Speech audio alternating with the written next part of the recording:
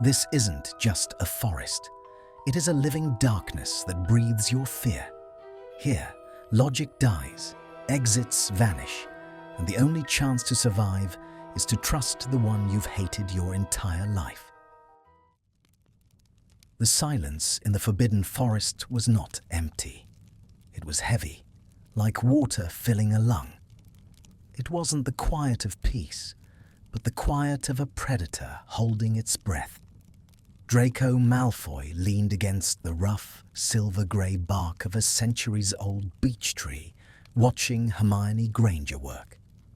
She was 5 yards away, kneeling in the dirt, her robes gathered efficiently around her knees, her wand tip glowing with a diagnostic charm that hummed a low, irritating note. She looked entirely too composed. 5 years since the war, 5 years since the smoke had cleared from the blackened stones of the castle behind them, and she still attacked a simple ministry survey mission as if she were decoding the secrets of the universe. "Readings are stable," she murmured, more to the enchanted quill scratching furiously on the floating parchment beside her than to him. "Magical residue is down to 0.04.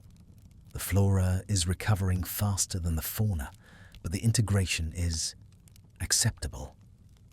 "Acceptable," Draco echoed, his voice dry. He tilted his head back, staring up at the canopy. The leaves were so dense they choked out the afternoon sun, turning the light into a bruised, verdant twilight. "Can we go now, Granger? I have a dinner reservation in London that I have no intention of missing for the sake of watching you harass fungi." Hermione stood up, dusting the soil from her hands. She didn't look at him. She rarely looked at him directly if she could help it. It was a dance they had perfected over 6 months of forced partnership in the Department for the Regulation and Control of Magical Creatures. He was the consultant with the dark past and the intuitive knowledge of dangerous things. She was the rising star with the plan and the moral high ground. They worked well together, provided they didn't speak about anything real. "We have one more quadrant to check," she said, her voice crisp, cutting through the damp air. "The perimeter near the Centaur territory. Then we can leave." Draco pushed himself off the tree. A sudden cold shiver ran down his spine, not from temperature, but from instinct. The hair on his arms stood up. He frowned, scanning the tree line. The shadows between the trunks seemed to stretch, deepening into pools of ink that looked too thick to be natural. "Did you hear that?" he asked, his hand drifting instinctively toward his wand. Hermione paused, checking her wristwatch. "Hear what? The wind?" "Malfoy, you've been edgy since we crossed the wards. It's just trees." "It's never just trees in here," he muttered, stepping closer to her. He didn't like the distance between them. It felt exposed. "And there is no wind." She stopped. She looked around, her brown eyes narrowing. He was right. The air was stagnant, heavy with the scent of pine needles, wet earth, and something sweeter, like rotting orchids. Not a single leaf fluttered. The forest was holding perfectly, unnaturally still. "Fine," she conceded, though her tone suggested she was only doing so to shut him up. "Let's skip the perimeter. We have enough data. We exit due north. The apparition point is 20 minutes away." She turned on her heel, her curls bouncing with a decisive movement, and began to walk. Draco fell into step beside her, his long legs easily matching her brisk pace. He kept his eyes moving, scanning the periphery. He had spent enough of his youth terrified in places like this to know when the atmosphere shifted. The forest felt attentive. They walked in silence for 10 minutes. The crunch of their boots on the dead leaves sounded aggressively loud. Draco focused on the back of Hermione's neck, just visible above her scarf. It was rigid. She was tense too, even if she wouldn't admit it. "We should have passed the stream by now," Draco said quietly. "We're moving slightly slower because of the undergrowth," Hermione replied instantly, not slowing down. "It's just ahead." They walked for another 10 minutes. The terrain remained identical: looming oaks, tangled briars, and that suffocating greenish half-light. Draco stopped. Hermione took 3 more steps before realizing she was walking alone. She turned back, an expression of exasperation already forming on her face. "What is it now?" "Look," Draco said, pointing to his left. "It's a stump, Malfoy." "It's the same stump," he said, his voice dropping an octave. "The one with the burn mark shaped like a crescent. We passed it 20 minutes ago." Hermione scoffed, walking back toward him, her patience clearly fraying.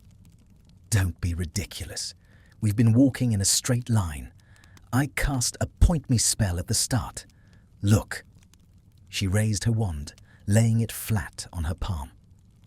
"Point me." The wand spun wildly.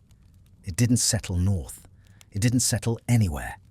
It whirled like a helicopter blade, faster and faster, until it vibrated with a high-pitched whine that set Draco's teeth on edge. Hermione stared at it, her mouth opening slightly. She clamped her hand over the wand to stop it. "Magnetic interference," she rationalized quickly, though her voice wavered. "There must be a deposit of raw magic nearby. It happens." "The sun," Draco said. "What?" "Look at the sun, Granger." She looked up. Through the gaps in the branches, the sky was visible. When they had entered the forest, it was 2 in the afternoon. They had been walking for perhaps 40 minutes. The sky was a deep, bruising purple. The sun was gone. That's not possible," Hermione whispered. She finally looked at him, really looked at him, and he saw the crack in her armor. The logic was failing. "It's winter. Sunset isn't until 4:30. It can't be night yet." "It's not night," Draco said, stepping closer to her, invading her personal space, because the shadows were suddenly stretching toward them like reaching fingers. "It's not night, and that wasn't a magnetic interference. We're not moving." "We are moving," she insisted, her voice rising, tinged with the beginnings of panic. She turned away from him, raising her wand again. "Revelio." A wave of magic rippled out from her, a transparent distortion in the air. Usually this would reveal hidden pathways, magical signatures, or concealed creatures. The spell moved 5 feet and then simply dissolved. It didn't hit a barrier, it was absorbed. Draco watched the light of her magic get eaten by the air itself. The greyness of the woods seemed to swallow the spark, leaving them dimmer than before. "Did you feel that?" Draco asked, his voice harsh. "My magic." She looked at her hands, trembling slightly. It felt like trying to scream underwater. "We need to go back to the clearing," Draco commanded. The laziness was gone from his posture. He was sharp angles and tension now. "The one where we started. If we can't go forward, we retrace." "Logic suggests that if the exit is blocked, the entrance might be too," Hermione argued, her mind clearly racing through textbooks and emergency protocols. "We should send up sparks. Red sparks. Standard distress protocol." "Do it," Draco said, "but stay close to me." She shot him a glare, reflexive, defensive, but she didn't step away. She pointed her wand at the sliver of purple sky. "Periculum!"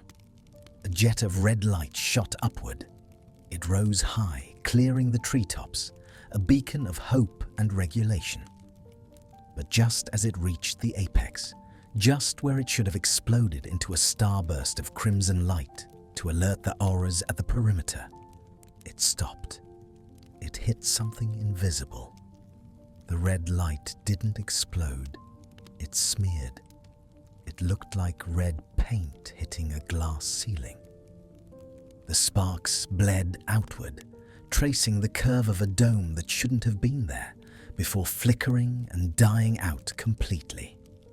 Darkness rushed back in, heavier than before. Draco felt the breath leave his lungs. He knew that feeling. He knew the taste of entrapment. It tasted like the Manor drawing room in 1997. It tasted like helplessness. "It's a ward," Hermione breathed, horror dawning in her eyes. "A containment ward. But who? Who could cast something that size without us noticing?" "Not who," Draco murmured. He turned slowly, scanning the trees. The silence had changed. It was no longer holding its breath. It was exhaling. A low, creaking sound echoed around them, the sound of woods straining, roots shifting deep underground. "What? What do you mean?" "This isn't a wizard's ward, Granger. Look at the trees." Hermione looked. At first, she saw nothing. Then she gasped. The trees were moving, not swaying in the wind, but moving. The trunks were shifting closer together, inch by inch, soundlessly sliding through the earth. The gaps they had walked through moments ago were closing. The path behind them was gone, replaced by a wall of briars that looked centuries old. "It's herding us," Draco said, the realization settling in his gut like lead. "It's closing the exits." "The forest is non-sentient," Hermione said, her voice high and brittle. She was reciting facts to keep the terror at bay. "It has magical properties, yes, but it does not have intent. It cannot herd us." "Tell that to the path you just lost," Draco snapped. He reached out and grabbed her arm. The contact was shocking to both of them. His grip was tight, bruising. "Stop thinking, Granger. Stop trying to solve it. We need to move. Now." "Where?" She didn't pull away. She was staring at the wall of thorns knitting itself together where the north path used to be. "Anywhere that isn't here," he growled. He pulled her. For the first time in their acquaintance, Hermione Granger let herself be led. They ran. They ran blindly through the darkening woods, dodging low-hanging branches that seemed to swipe at their faces like claws. The ground was uneven, treacherous with roots that seemed to rise up to catch their boots. They ran until their chests burned and the cold air tasted like iron in their throats. They ran until the darkness was absolute, save for the faint, luminescent glow of moss on the tree trunks. Draco skidded to a halt, throwing his arm out to stop Hermione from colliding with a massive ancient oak tree. She bent over, hands on her knees, gasping for air. We must have put at least 2 miles between us and the containment zone." Draco didn't answer. He was staring at the tree in front of them. It was a massive oak. Its bark was silver grey, and near the base there was a distinctive burn mark shaped like a crescent moon. Hermione followed his gaze. She froze. Her breathing stopped. The logic, the arrogance of her intellect, the safety of her rules, it all shattered in the face of the impossible. "No," she whispered. "No, we ran away from it." "We ran in a circle," Draco said. His voice was devoid of emotion, hollowed out by the sheer weight of the situation. "Or it moved with us." He looked at her. In the gloom, her face was pale, her eyes wide and dark with fear. She looked young, too young for this. "Granger," he said, and his voice was quieter now, serious in a way she had never heard. "Check the time." She raised her wrist. The watch face was cracked, likely from their run, but the hands were still moving. She stared at them, blinking hard, trying to make the numbers make sense. "It says," her voice trembled, "it says it's been 5 hours since we entered." "We walked for 40 minutes, Draco said. "Time dilation," she muttered, clutching her wand like a lifeline. "Spatial distortion. It's a localized phenomenon." "It's a cage," Draco corrected her. He turned his back to the tree, facing the darkness that surrounded them. He drew his wand, though he suspected it would be as useless as hers. The temperature plummeted. It wasn't a gradual cooling, it was an assault. Frost crystallized instantly on the dead leaves. Their breath bloomed in white clouds before their faces. "Draco," Hermione said. She used his name. She didn't seem to realize it. "Why is it so cold?" "Because it knows we're here," he answered, his eyes tracking the shifting shadows. "And it wants to see what we'll do." He stepped closer to her, not out of affection, but out of tactical necessity. The forest felt massive, crushing, and infinitely hostile. They were two specks of light in a world that wanted to be dark. "We aren't getting out tonight," he said, the admission tasting like ash. Hermione looked at him, waiting for the sneer, the joke, the blame. But Draco Malfoy just looked tired, his grey eyes reflecting the claustrophobic wall of trees that encircled them. "Stay close," he repeated, softer this time. Hermione nodded, taking a half step toward him. The silence returned, heavier now, sealing them in. The loop had closed. They were alone. The cold was not a temperature. It was a physical weight, pressing down on them with the crushing force of the deep ocean. It didn't just strip away heat. It seemed to actively hunt for it, siphoning the warmth from their skin with greedy, invisible mouths. Draco crouched over a pile of damp twigs he had managed to scavenge from the periphery of the oak tree's roots. His hands, usually steady and elegant, were clumsy with numbness. He struck a spark with his wand, muttering a low incantation. A pathetic, sputtering flame coughed into existence, licking at the wet wood before shrinking back, as if the fire itself was afraid of the dark surrounding them. "It's not enough," Hermione said. Her voice was thin, vibrating with a tremor she was fighting to suppress. She was standing 6 feet away, arms wrapped tightly around herself. She had refused to sit. To sit was to accept that they were staying. To sit was to admit defeat.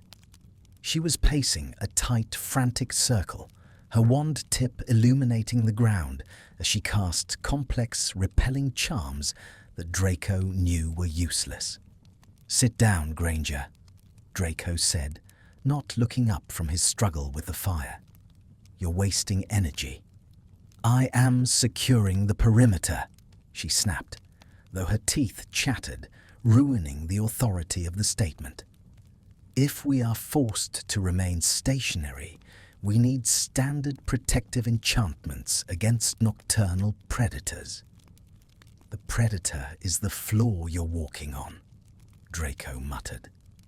He finally coaxed the flame into a stable, albeit small, blue-orange cone. He sat back, resting his elbows on his knees, and looked at her. She looked dreadful. The pristine ministry distinctiveness was gone.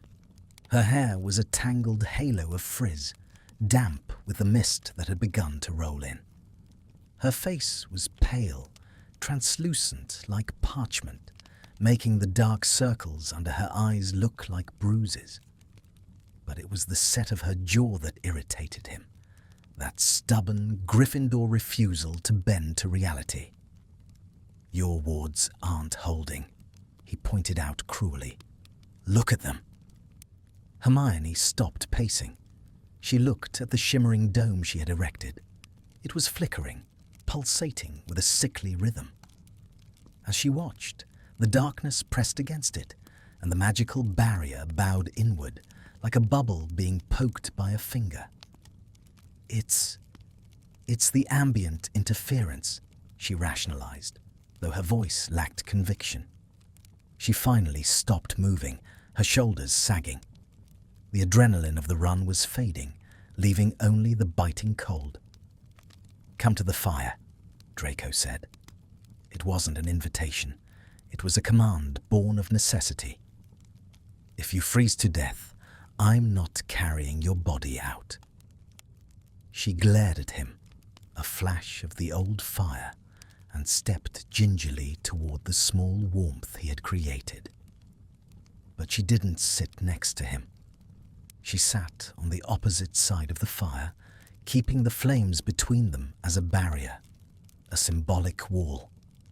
She drew her knees to her chest, tucking her robes around her boots. "We need a plan for morning," she said, staring into the weak flames. "If the sun rises." "If," Draco interrupted. "When the sun rises," she corrected him sharply. "We need to try the vertical exit strategy, broomless flight levitation. If the perimeter is blocked, we go over the canopy." "The sparks hit a ceiling, Granger. You saw it. We're in a dome." "Then we break the dome." She looked at him then, her eyes hard.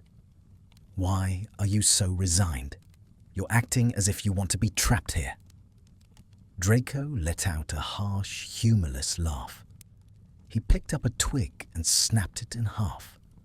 The sound was like a gunshot in the muffled silence. "I don't want to be here, but I know when a room is locked from the outside. I spent a year in a house that wanted to eat me, remember?" The reference hung in the air between them. The manor, the war. The silence stretched, filled only by the hissing of the damp wood. Hermione looked away, her expression tightening. They didn't talk about the past. They worked together, they filed reports, they exchanged polite nods in the ministry lift, but they did not discuss the war. "This isn't the manor," she whispered, shivering violently. "No," Draco agreed quietly. He watched the shadows behind her. They seemed to be undulating, like oil on water. "It's older, and it's hungrier." The temperature dropped again. It was sudden and violent. The fire hissed, shrinking down to the size of a candle flame. Draco felt the frost bite through his dragon-hide boots. He looked across the dying fire at Hermione. She was shaking uncontrollably now, her lips turning a dangerous shade of blue. She was too far away. "Granger," Draco said, his voice low. "Move closer." "I'm fine," she stuttered, her teeth clacking together. "You are hypothermic. Move closer to the fire, closer to me." "I don't need your—" "For Salazar's sake, drop the martyrdom," Draco snapped. He leaned forward, the sudden movement causing the shadows to recoil slightly. "The cold is targeting you. Can't you feel it? It's not just the air, it's focusing on the space between us." "That's scientifically impossible," she argued, but she hugged herself tighter, curling into a ball. "Temperature is an abiotic factor. It doesn't have a focus." "Stop thinking like a muggle," he corrected himself, the slur dying on his tongue just in time, replaced by a surge of frustration. "Look at the ground." Hermione looked down. The frost wasn't covering the ground evenly. It was creeping toward her in jagged lines, like cracks in ice. It was avoiding Draco, avoiding the fire and converging on her isolated figure. And then the earth moved. It wasn't a subtle shift this time. A root, thick as a python and slick with black rot, burst from the soil 3 inches from Hermione's boot. She screamed, scrambling backward, but her movement triggered a chain reaction. 3 more roots erupted from the darkness behind her, lashing out like whips. They didn't strike blindly, they aimed for her limbs. "Diffindo!" Hermione shrieked, slashing her wand through the air. The spell hit the nearest root, slicing it, but the severed end merely writhed and split into 2 new tendrils, lunging for her ankle. "Don't cut them!" Draco roared, leaping to his feet. "You're feeding it magic!" He didn't cast a spell. He knew better. This wasn't a duel, it was a digestion. The forest was reacting to the violent expulsion of magic. Hermione was scrambling on her back, kicking at the encroaching mass of wood and earth. A root coiled around her left boot, dragging her toward the darkness of the trees. She gasped, clawing at the frozen ground, her fingernails tearing through the moss. "Draco!" The scream was raw, terrified and devoid of pride. It was the sound of someone who didn't want to die alone. Draco didn't think. The hesitation that had plagued him for years, the hesitation that had made him a coward in the war, was gone. He moved on pure instinct. He lunged across the dying fire, scattering embers, and grabbed Hermione's outstretched hand. Her skin was ice cold. His grip was iron. He hauled her toward him with all his strength, digging his heels into the soft earth. The root pulled back, a tug-of-war with her body as the rope. Draco gritted his teeth, his muscles straining. "Let go!" he snarled at the dark. Not a spell, a command. The Malfoy arrogance weaponized. He yanked her hard. The root, sensing the resistance, or perhaps sensing the sudden proximity of their magical cause, faltered. It loosened its grip for a fraction of a second. That was enough. Draco pulled her free. She collided with him, a tangle of limbs and heavy robes. They crashed onto the ground near the fire, Draco taking the brunt of the impact. He groaned as the air left his lungs, but he didn't let go of her arm. They lay there for a moment, chests heaving, hearts hammering in a frantic, syncopated rhythm. The silence rushed back in, instant and absolute. The roots froze. The frost stopped creeping. Hermione scrambled up, but she didn't move away. She stayed on her knees, staring wide-eyed at the darkness beyond the firelight. Her chest was heaving, her breath coming in ragged gasps. It tried to take you," Draco finished, pushing himself up to a sitting position. He rubbed his shoulder where it had hit a stone. "Because you were alone. It picks off the stragglers." He looked at the fire. It had flared up again. Not huge, but steady, brighter than before. Draco looked at Hermione. She was trembling, but not just from cold now. It was shock. She looked at him, her eyes searching his face, looking for the mockery, the "I told you so." It wasn't there. "We can't sleep apart," Draco said. His voice was flat, practical, stripping the suggestion of any romantic implication. "The fire is dying. The cold is aggressive, and the trees are waiting for us to separate." Hermione looked at the space where she had been sitting. The frost had completely consumed it. Then she looked at the space next to Draco. She swallowed hard, her throat clicking audibly. "Standard survival protocol," she whispered, her voice shaking. "Conservation of body heat." "Call it whatever you want, Granger," Draco said, shifting his position. He turned his back to the fire, facing the dark woods. He patted the ground directly behind him. "Sit here, back to back." "Why back to back?" "Because I need to watch this side, and you need to watch that side. And because—" He paused, his jaw tightening. "Because if I have to look at your face while I'm trying to keep us alive, I might actually let the tree have you."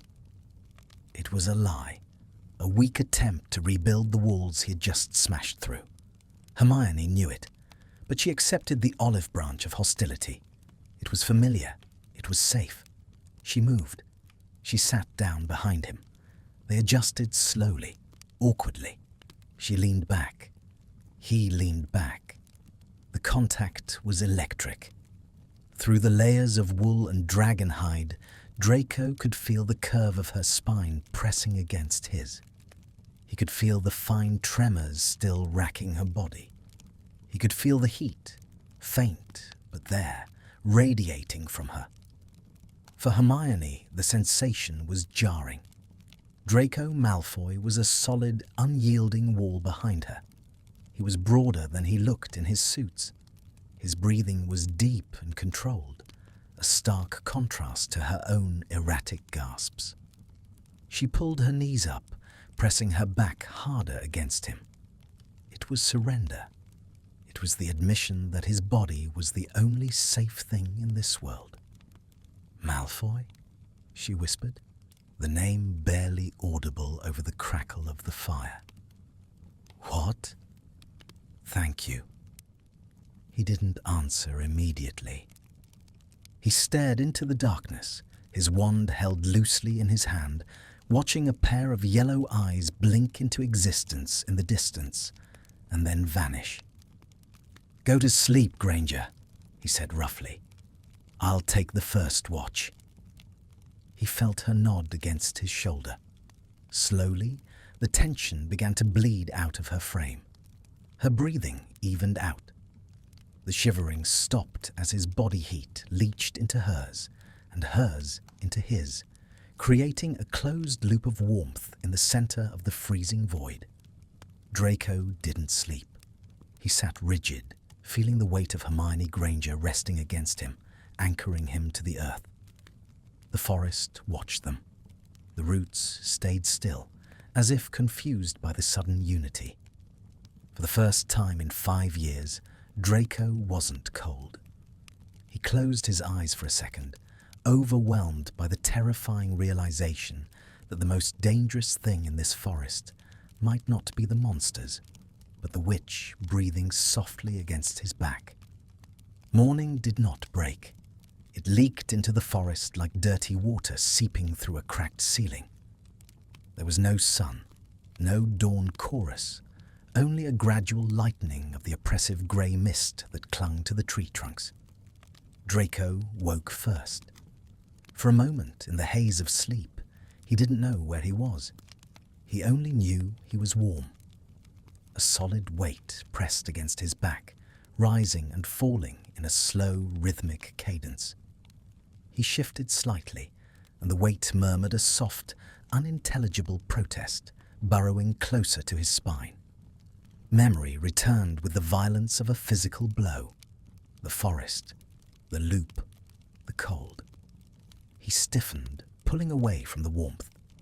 The separation was immediate and brutal. The freezing air rushed into the space between them, biting through his robes. Behind him, Hermione gasped, the loss of his body heat waking her instantly. She scrambled up, away from him, her boots skidding on the frosted leaves. She looked wild. Her hair was a tangled mane of frizz, twigs caught in the curls like nesting birds. Her eyes were wide, darting around the clearing, searching for threats, for answers, for logic. "The fire is out," she whispered, her voice rough with sleep and thirst. "It went out hours ago," Draco said, his voice a low rasp. He stood up, his joints popping.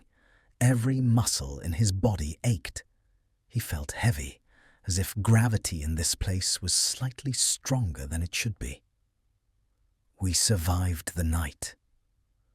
We wasted the night, Hermione corrected, straightening her robes with trembling hands. She didn't look at him. She couldn't. The memory of sleeping against him, of seeking his warmth, of the way their breathing had synchronized in the dark, hung between them, thick and embarrassing. I should have been running calculations. If the atmospheric pressure shifts, the wards might have a cyclical vulnerability. She raised her wand. Her movements were jerky, too fast. Numerology Grammatica. A stream of golden numbers erupted from her wand tip, floating in the air. They were meant to analyze the magical signature of the surroundings. But as Draco watched, the numbers began to warp. A 7 dissolved into smoke. A 4 twisted until it looked like a snake. The equation didn't resolve. It rotted. "Stop it," Draco said, watching the golden light turn grey and vanish. "It's a variable," Hermione muttered, ignoring him. She paced, her boots crunching loudly. "There has to be a constant.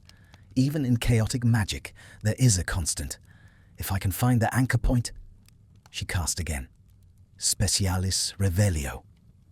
The spell hit a beech tree. The bark didn't reveal its secrets. Instead, it bled. A thick, black sap oozed from where the spell struck, smelling of ozone and sulfur. "Granger, stop," Draco said, stepping toward her. "I can figure this out." Her voice cracked, pitching high and hysterical. "I just need to focus." The arithmancy of the perimeter suggested a toroidal geometry.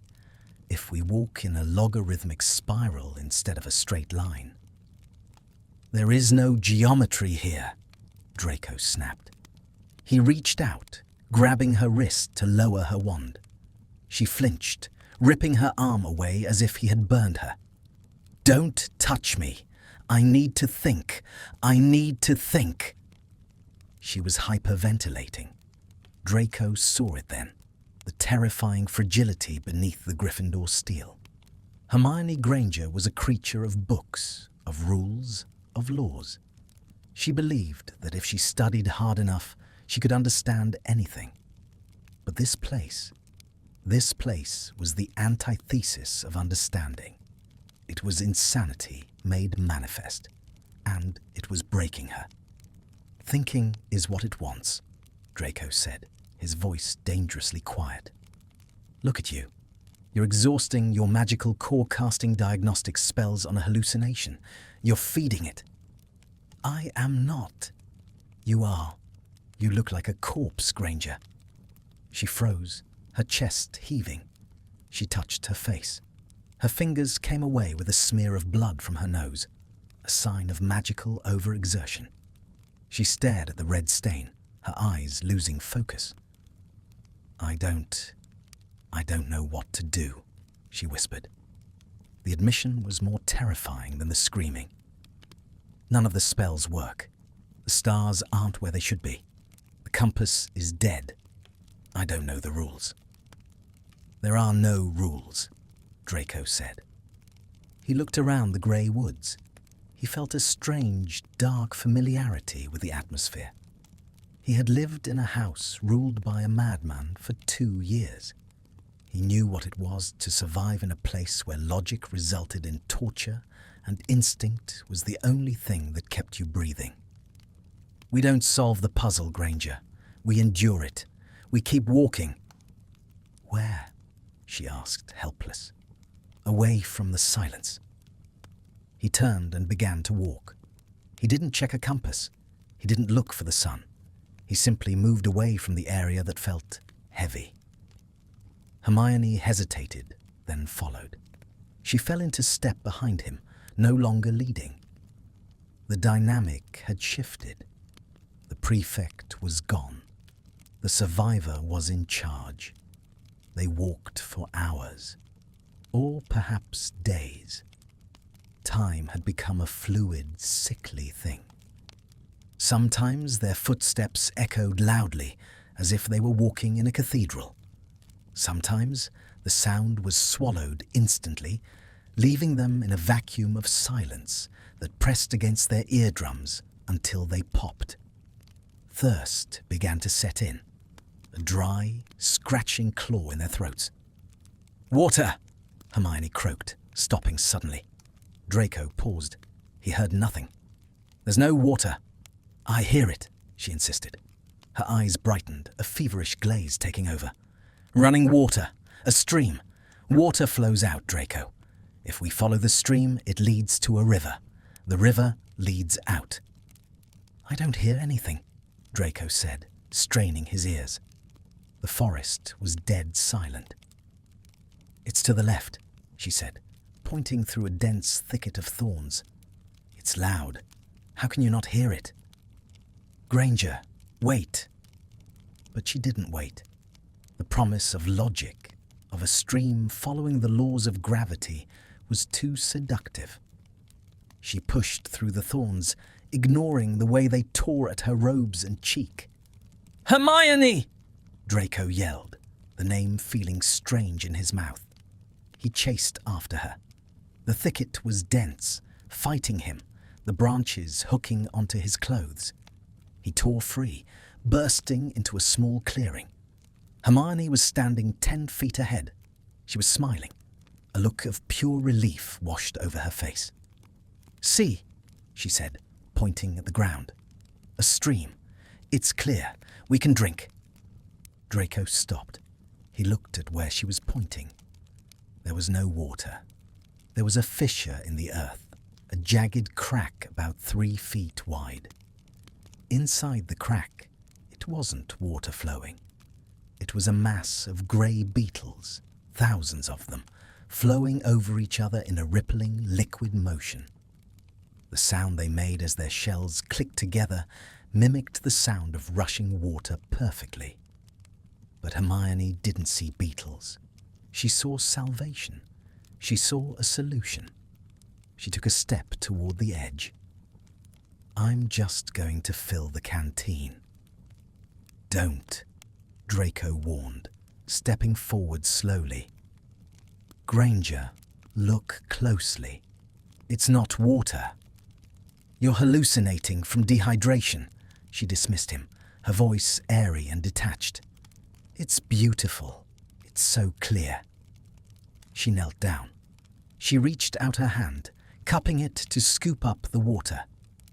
The mass of beetles stopped moving. Thousands of tiny black antennae twitched in unison, orienting toward the warmth of her flesh. The stream went silent. "Hermione, don't touch it!" Draco lunged. He hit her just as her fingers were inches from the squirming mass. The impact knocked the wind out of her, sending them both rolling away from the fissure. They tumbled over the mossy ground, Draco shielding her head with his hand, until they came to a stop against the roots of a pine tree. Hermione fought him. She was strong, fueled by panic and the breaking of her mind. "Let me go! It's water! We need water!" "It's not water," Draco snarled, pinning her wrists to the ground. He hovered over her, his face inches from hers. He was panting, his hair falling into his eyes, his expression savage. "It's bugs. Thousands of them. Look. Look with your eyes, not your brain."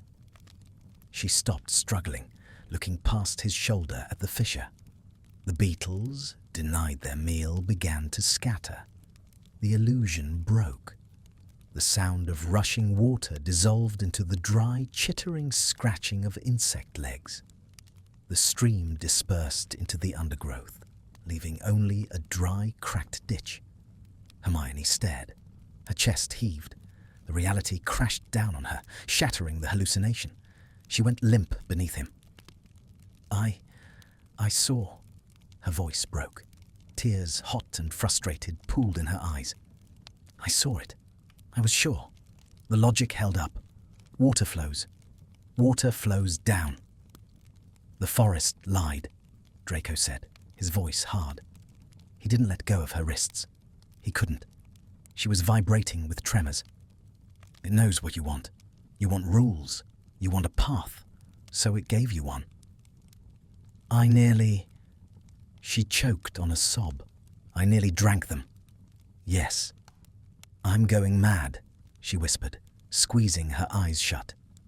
A single tear escaped, tracking through the dirt on her cheek. My mind is failing. I can't trust it. If I can't trust my mind, Draco, I am nothing. Draco looked down at her.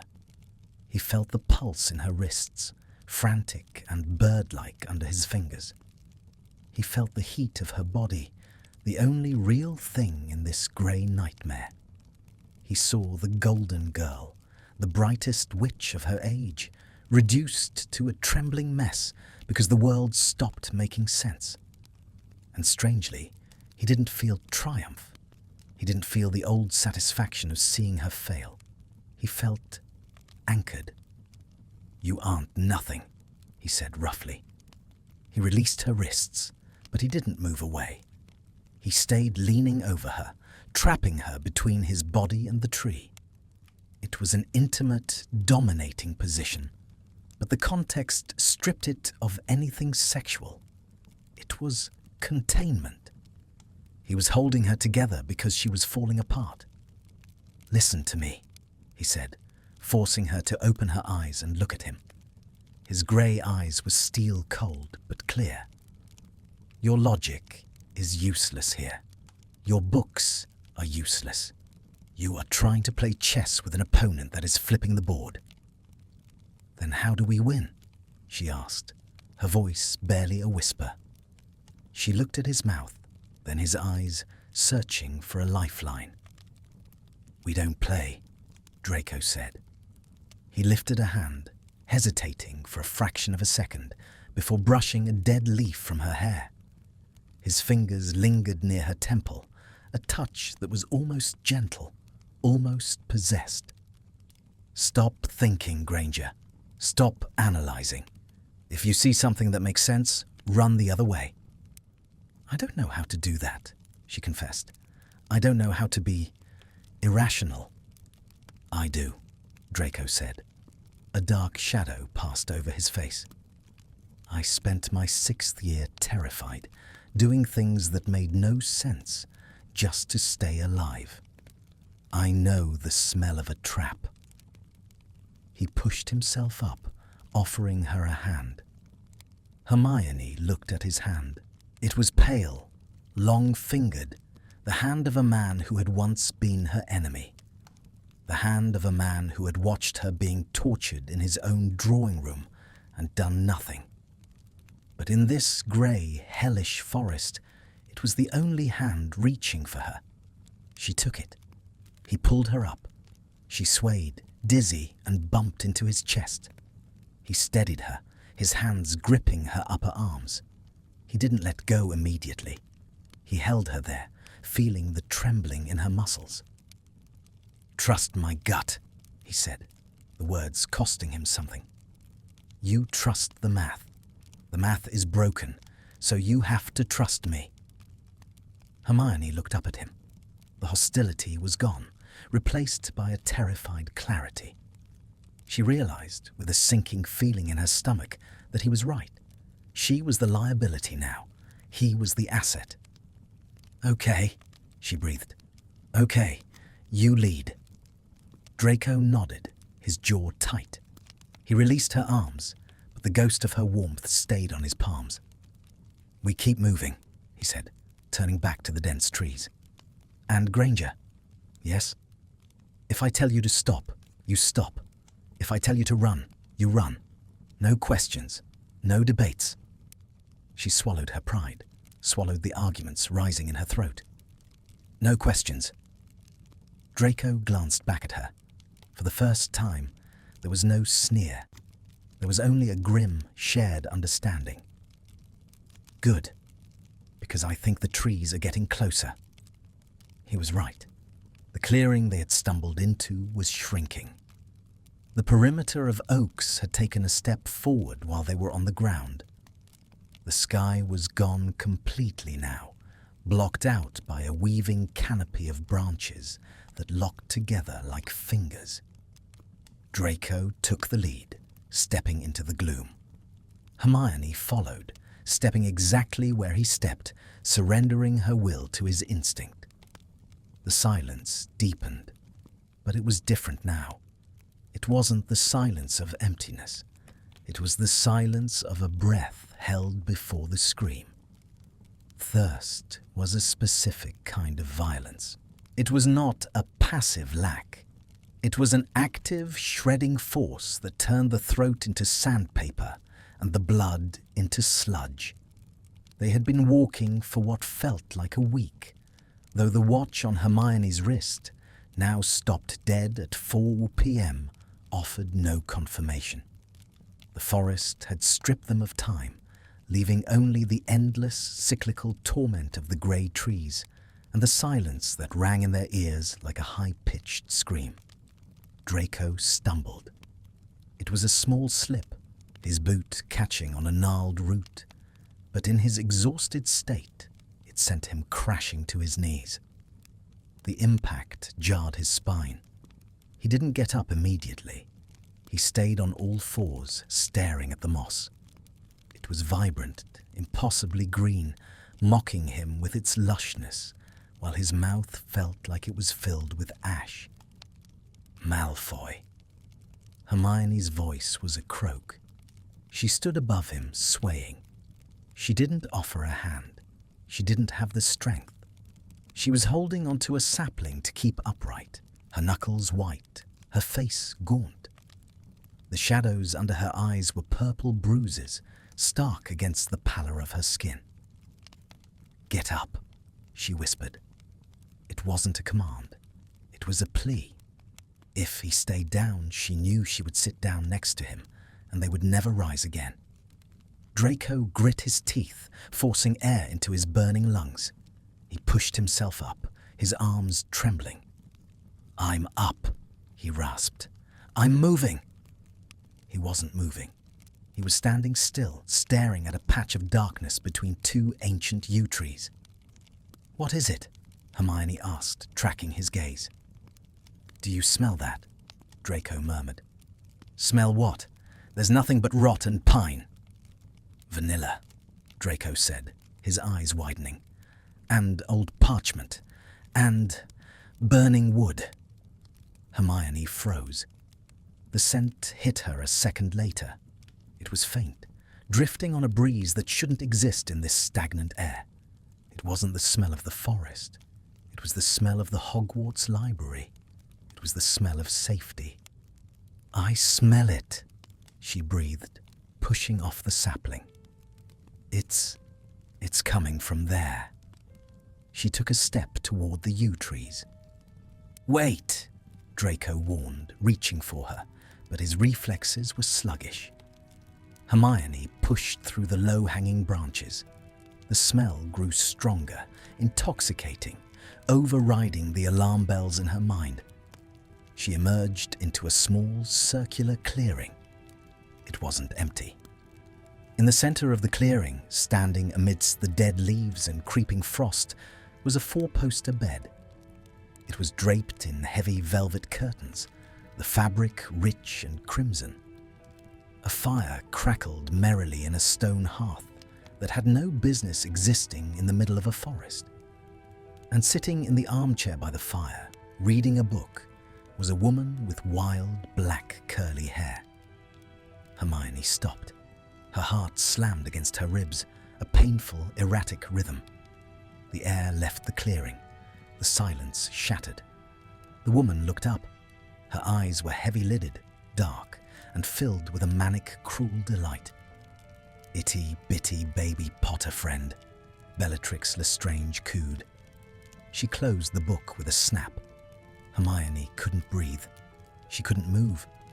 The memory washed over her, not as a recollection, but as a physical reality. She felt the cold stone of the manor floor against her back. She felt the pressure of a knee on her chest. She felt the knife.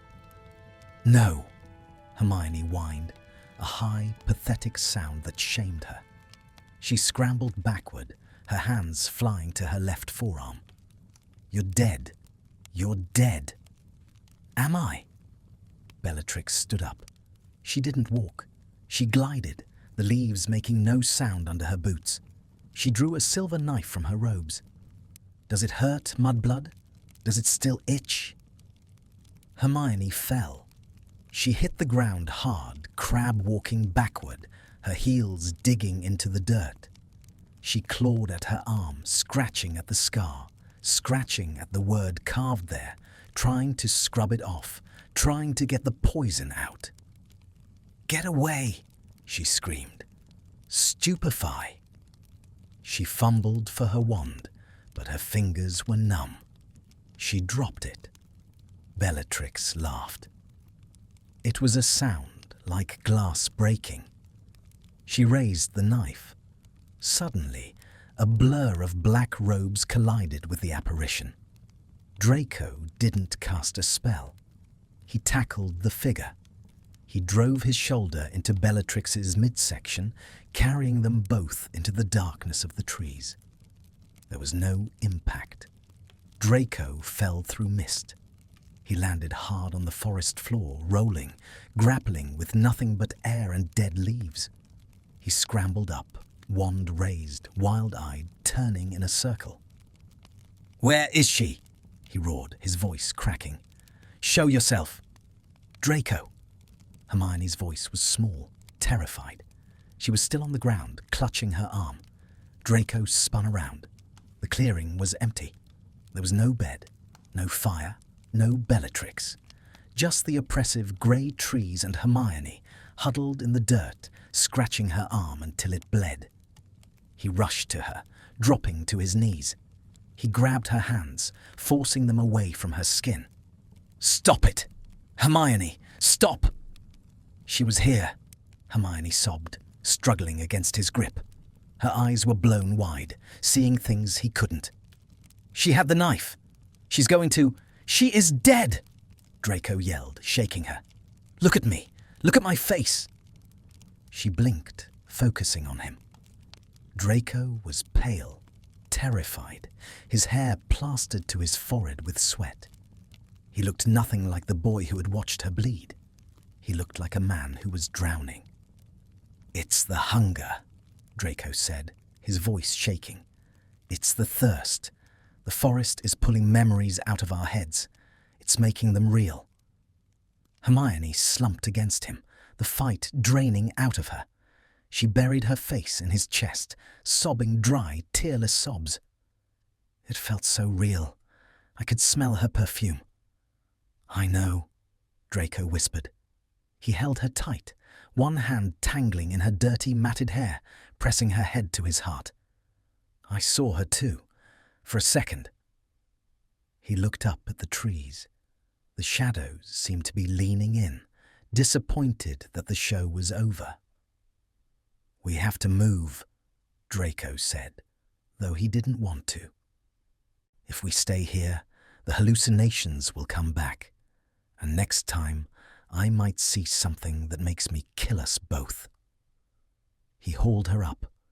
They were weaker now. The adrenaline dump had left them trembling. They walked arm in arm, leaning on each other, a three-legged creature of survival. Dusk began to fall, or at least the light dimmed from grey to charcoal. "Water," Hermione murmured again. It was the only word she had left. Draco scanned the undergrowth. His own throat was closing up. He knew they wouldn't survive another night without liquid. The dehydration was causing the hallucinations. If they didn't drink, their minds would break completely before morning. He saw a flash of green that looked different. Not the dark, poisonous green of the forest, but a pale, translucent green. "There," he rasped, pointing. It was a cluster of moon lilies. They were rare, delicate plants that only bloomed in high magic concentrations. Their large, cup-shaped leaves were curled tight against the cold. Draco stumbled toward them. He fell to his knees beside the plant. "Don't touch them," he warned Hermione, who had collapsed beside him. "The petals are toxic." With shaking hands, he used his wand to gently pry open the central leaf of the largest flower. Inside, resting in the heart of the plant, was a small pool of water. It was collected dew and filtered sap, perhaps 3 mouthfuls. It was clear. It didn't crawl with beetles. It smelled like rain. Draco stared at it. The urge to plunge his face into the flower and drink it all was overwhelming. His body screamed for it. His survival instinct roared mine. He looked at Hermione. She was watching the water with a predatory intensity. Her lips were cracked and bleeding. She looked feral. Draco swallowed dryly. He carefully detached the leaf, cupping it in his hands like a chalice. He didn't drink. He held it out to her. "Drink," he commanded. Hermione looked from the water to his face. "You first." "Don't argue with me, Granger. I have more reserves than you. Drink." She hesitated for a split second, then instinct took over. She leaned forward, her hands covering his to steady the leaf. Her fingers were ice cold against his. She drank. She took a mouthful, swallowed, and gasped. It was life. It was clarity. She pulled back, leaving half the water. "You, now." Draco didn't argue. He brought the leaf to his lips and drained the rest. The liquid was sweet, cool, and shockingly restorative. He felt the fog in his brain clear just a fraction. He dropped the empty leaf. They sat there, knees touching, breathing the damp air.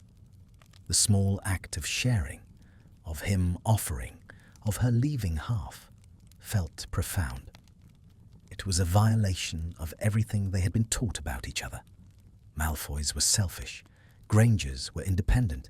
Here, they were neither. "Why?" Hermione asked quietly. She was looking at his hands. "Why what?" "Why did you give it to me? You found it." Draco leaned his head back against the trunk of the tree behind them. He closed his eyes. "Because if you die, I'm alone here, and I don't think I can do the silence alone." "You would survive," she said. "You're better at this than I am. You were right about the logic. I can't think my way out." "I'm not better at it," Draco said, opening his eyes to look at her. In the gloom, his grey eyes were dark, stripped of their usual shields. "I'm just more broken than you are. This place, it feeds on dissonance. It likes broken things. It feels comfortable to me." "That's a terrible thing to say." "It's the truth." He turned his head to face her. "I've felt trapped for 5 years, Granger. Maybe longer. Since the day I took the mark.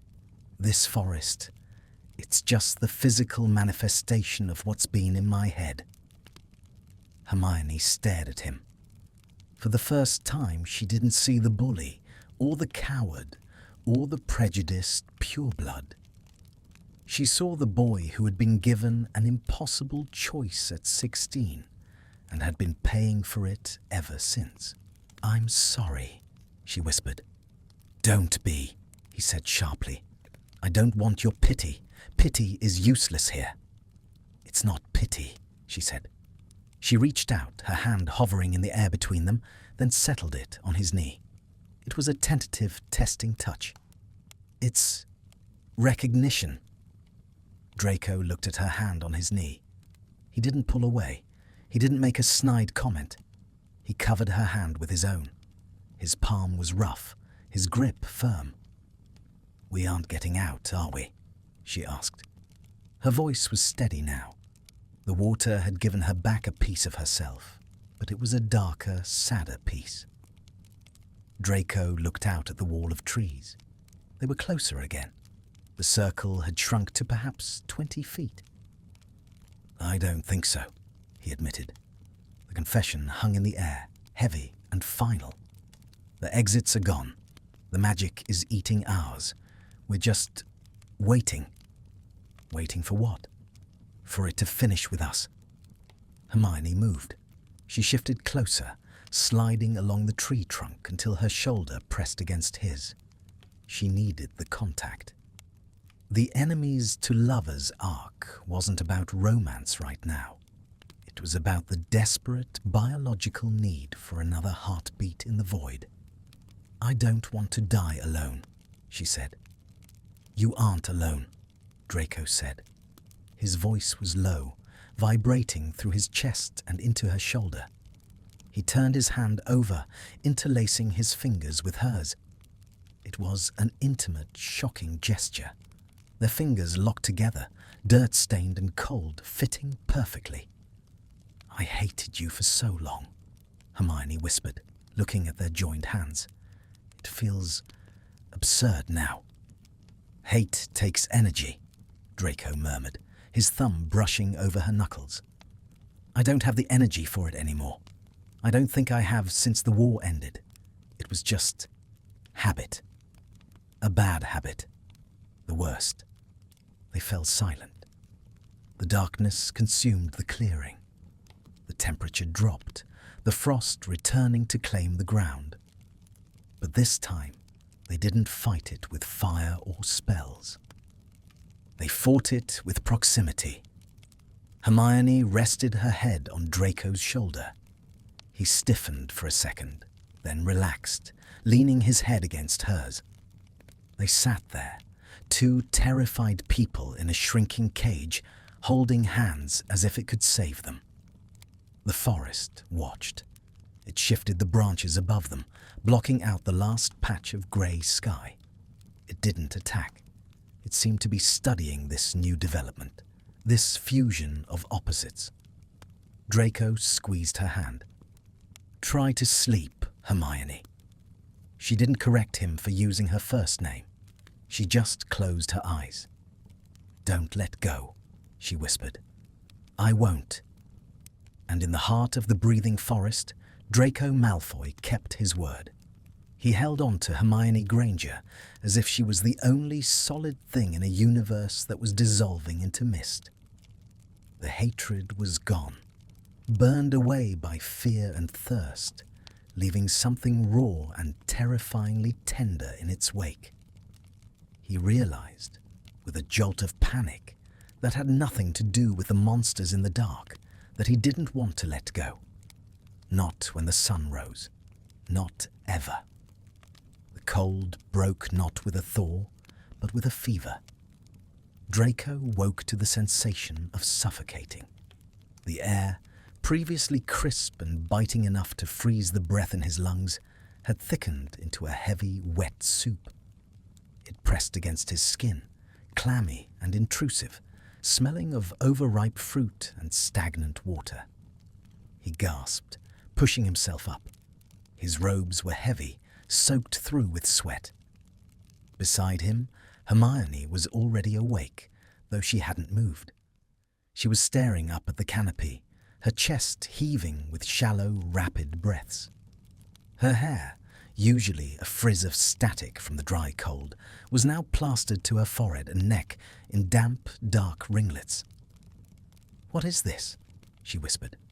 Her voice was hoarse, stripping away the crisp articulation she wore like armor.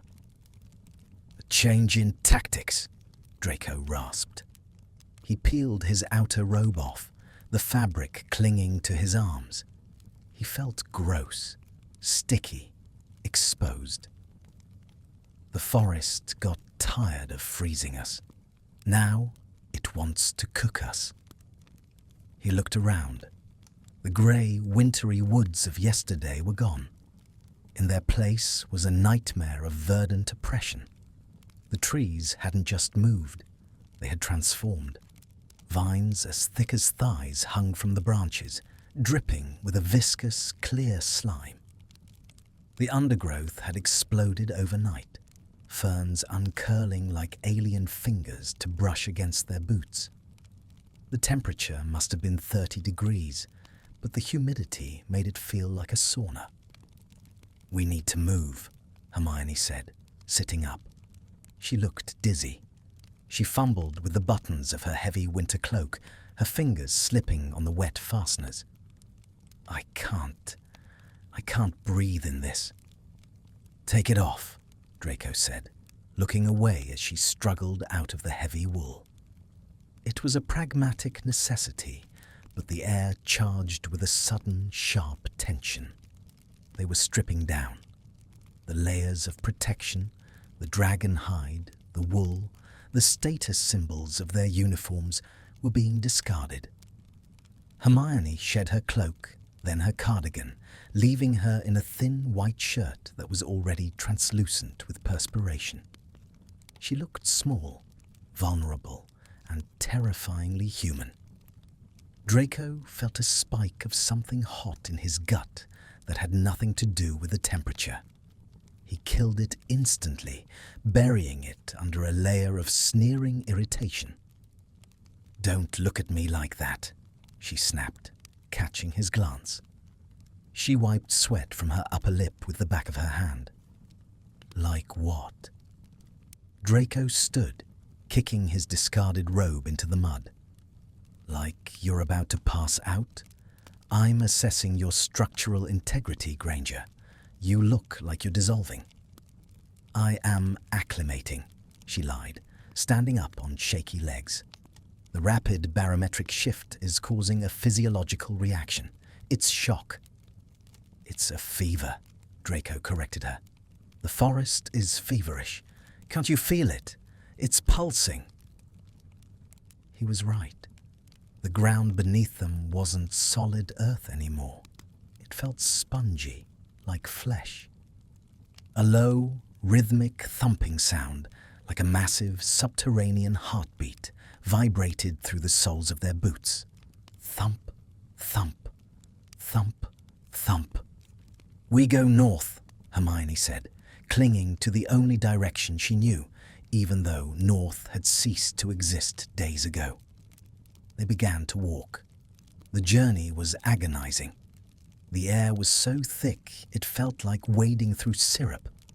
Every step was a battle against the vegetation, which seemed to reach out to snag their clothes and skin. Draco took the lead, using his wand to slash at the vines. Diffindo. The vines severed with a wet, fleshy sound, leaking a red sap that looked disturbingly like blood. The smell of copper filled the air, mixing with the rotting sweetness. "Stop cutting them," Hermione said, her voice tight. She was walking close behind him, too close. The path was so narrow that she stepped in his footprints. "You're hurting it. It will retaliate."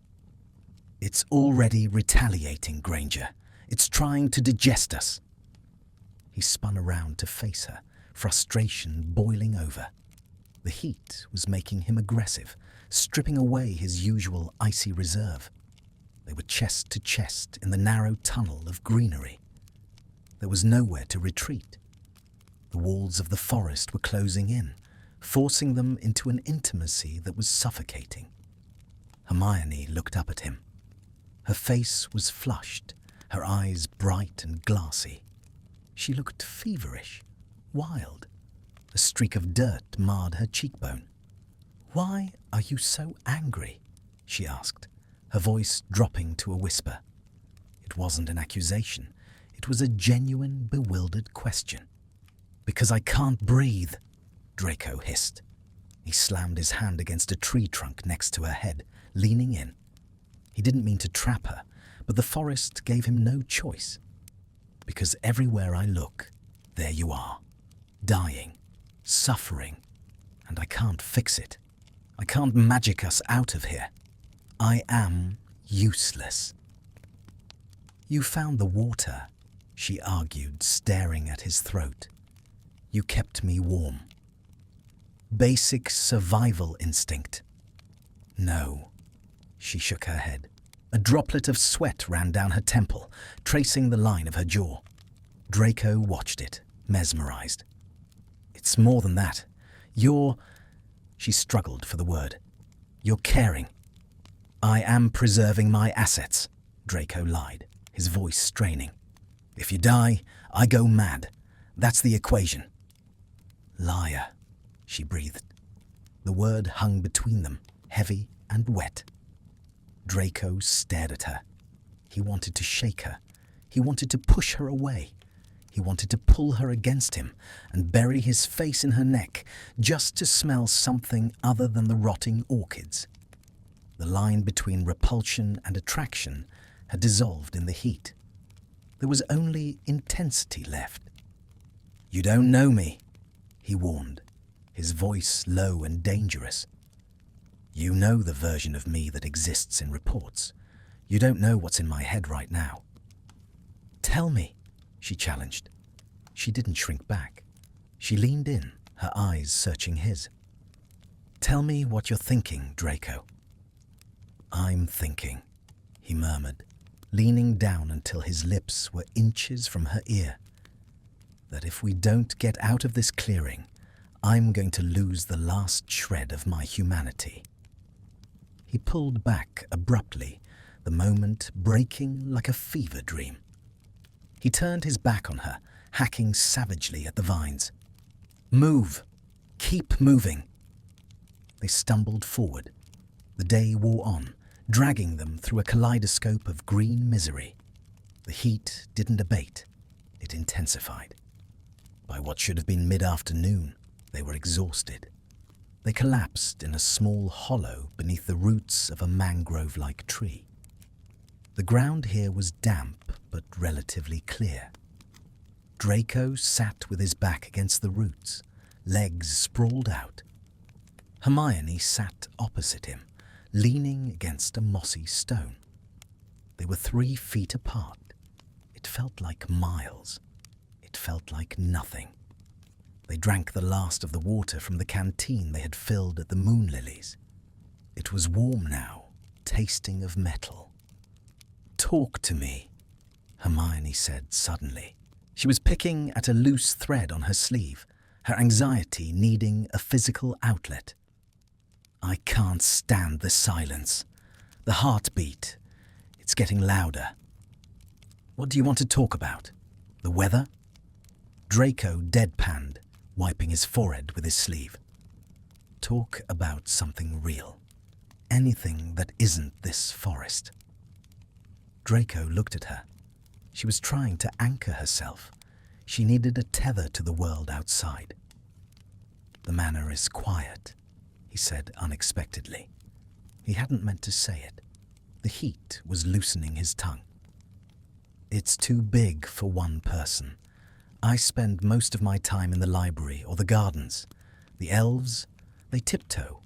They're afraid of the echoes." Hermione looked up, surprised by the admission. "You live there alone?" "Mother is in France. Father is away. Azkaban. So, yes, just me and the ghosts." "I know about ghosts," Hermione said softly. "I bought a flat in London. It's small, modern, no magical history. I thought if I filled it with muggle things, I wouldn't remember the war." "Does it work?" "No," she admitted. She wrapped her arms around her knees. "I still wake up reaching for my wand. I still check the perimeter wards before I brush my teeth. I'm always waiting for the next attack." "We are soldiers without a war," Draco said. "That's why we're good at this job. We don't know how to be at peace." "I thought I was at peace," Hermione argued weakly. "I had a plan, a career. Ron and I were—" She trailed off. "Weasley?" Draco scoffed, though there was no real bite in it. "Let me guess. He wanted a housewife. You wanted to be Minister for Magic." "He wanted me to be happy," Hermione corrected, a flash of defensiveness rising. "But his version of happy was Sunday roasts and Quidditch. My version of happy is—" She stopped. She looked around the suffocating green hell they were trapped in. "What is your version of happy, Granger?" Draco asked. He was watching her intently, his grey eyes piercing through the gloom. "Quiet," she whispered. "Just quiet. My mind is always so loud. I'm always thinking, calculating, worrying. I just want it to stop." "It's stopped now," Draco pointed out. She froze. He was right. Since the fever took hold, since the logic failed, her mind hadn't been racing with arithmancy equations. She wasn't thinking about the future. She was entirely, completely present. She was looking at Draco Malfoy. She was noticing the way his damp shirt clung to his shoulders. She was noticing the scar on his neck.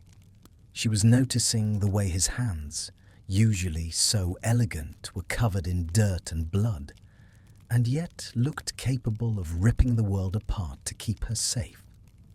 "It hasn't stopped," she said, her voice trembling. "It's just changed focus." Draco went very still. "On what?" Hermione didn't answer. She couldn't. The truth was too dangerous. The truth was that the hate had been a structure, a safe container for her obsession with him.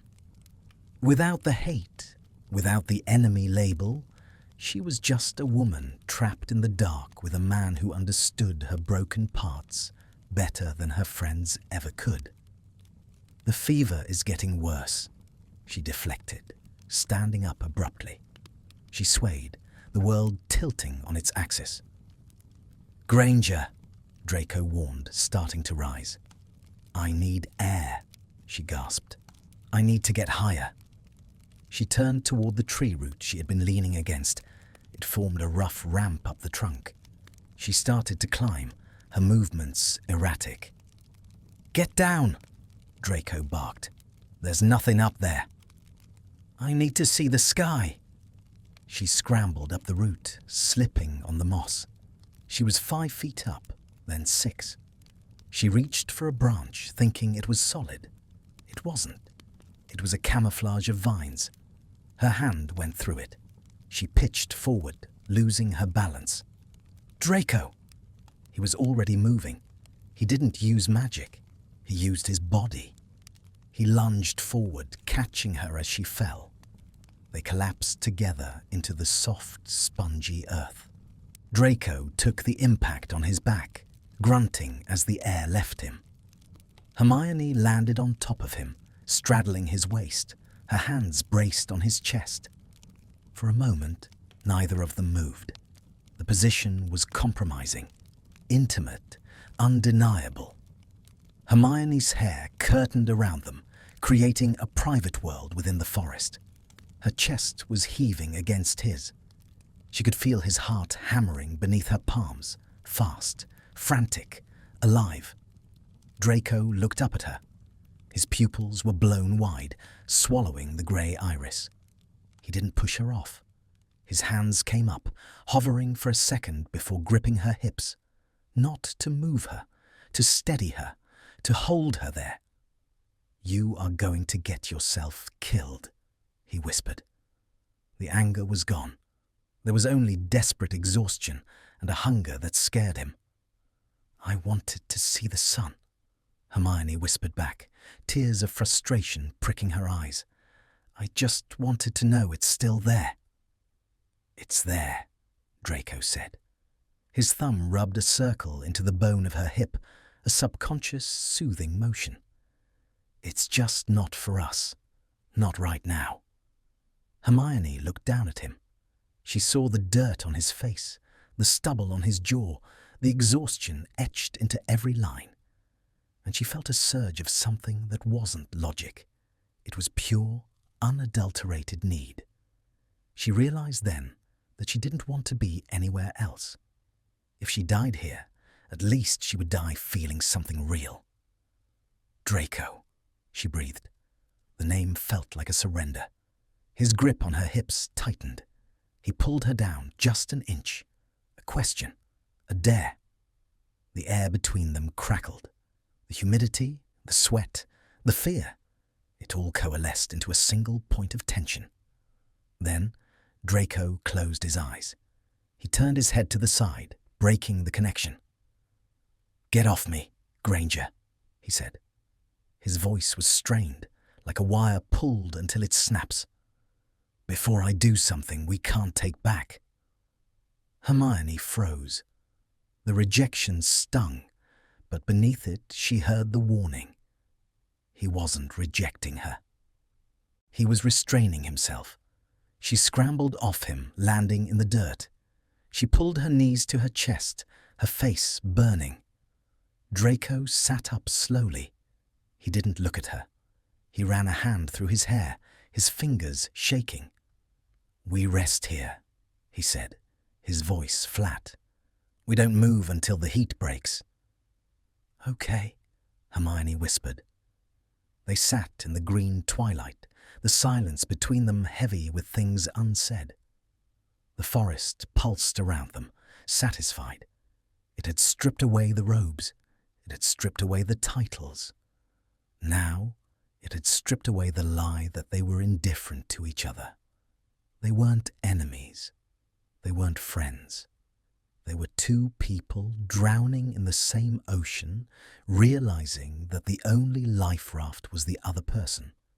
And that terrified them more than the dark ever could. The heat did not fade. It was severed. One moment, the air was a wet, suffocating blanket of steam. The next, the world snapped. The humidity vanished instantly, replaced by a vacuum so dry and cold it felt like the atmosphere had been stripped away entirely. The light went with it. There was no twilight, no gradual dimming. The canopy above them, previously a riot of feverish green, simply ceased to exist. In its place was a darkness so absolute it felt solid. It was not the absence of light. It was the presence of a void. Hermione gasped, the sound tearing out of her throat, but she didn't hear it. She blinked, straining her eyes. Nothing. No silhouettes of trees. No faint glimmer of moss. No Draco. "Draco," she said. She couldn't hear her own voice. Panic, cold and sharp, spiked in her chest. She reached out, her hands flailing in the blackness. She expected to hit the tree root she had been leaning against. Her hand met only empty air. She scrambled forward on her hands and knees. The ground was no longer spongy earth. It felt like smooth, cold glass. "Draco!" she screamed, or tried to. She felt her throat vibrate, felt her jaw move, but the sound was swallowed the instant it left her lips. Sensory deprivation. The thought floated up through her terrified mind. The forest is removing the stimuli. It is erasing the world to erase the mind. She was alone, truly, completely alone. The concept of Hermione Granger began to fray. Without sight, without sound, without the feedback of the physical world, her memories began to unspool. Was she a witch? Was she in a forest? Or was she just a consciousness floating in an eternal nothingness? She couldn't feel her legs.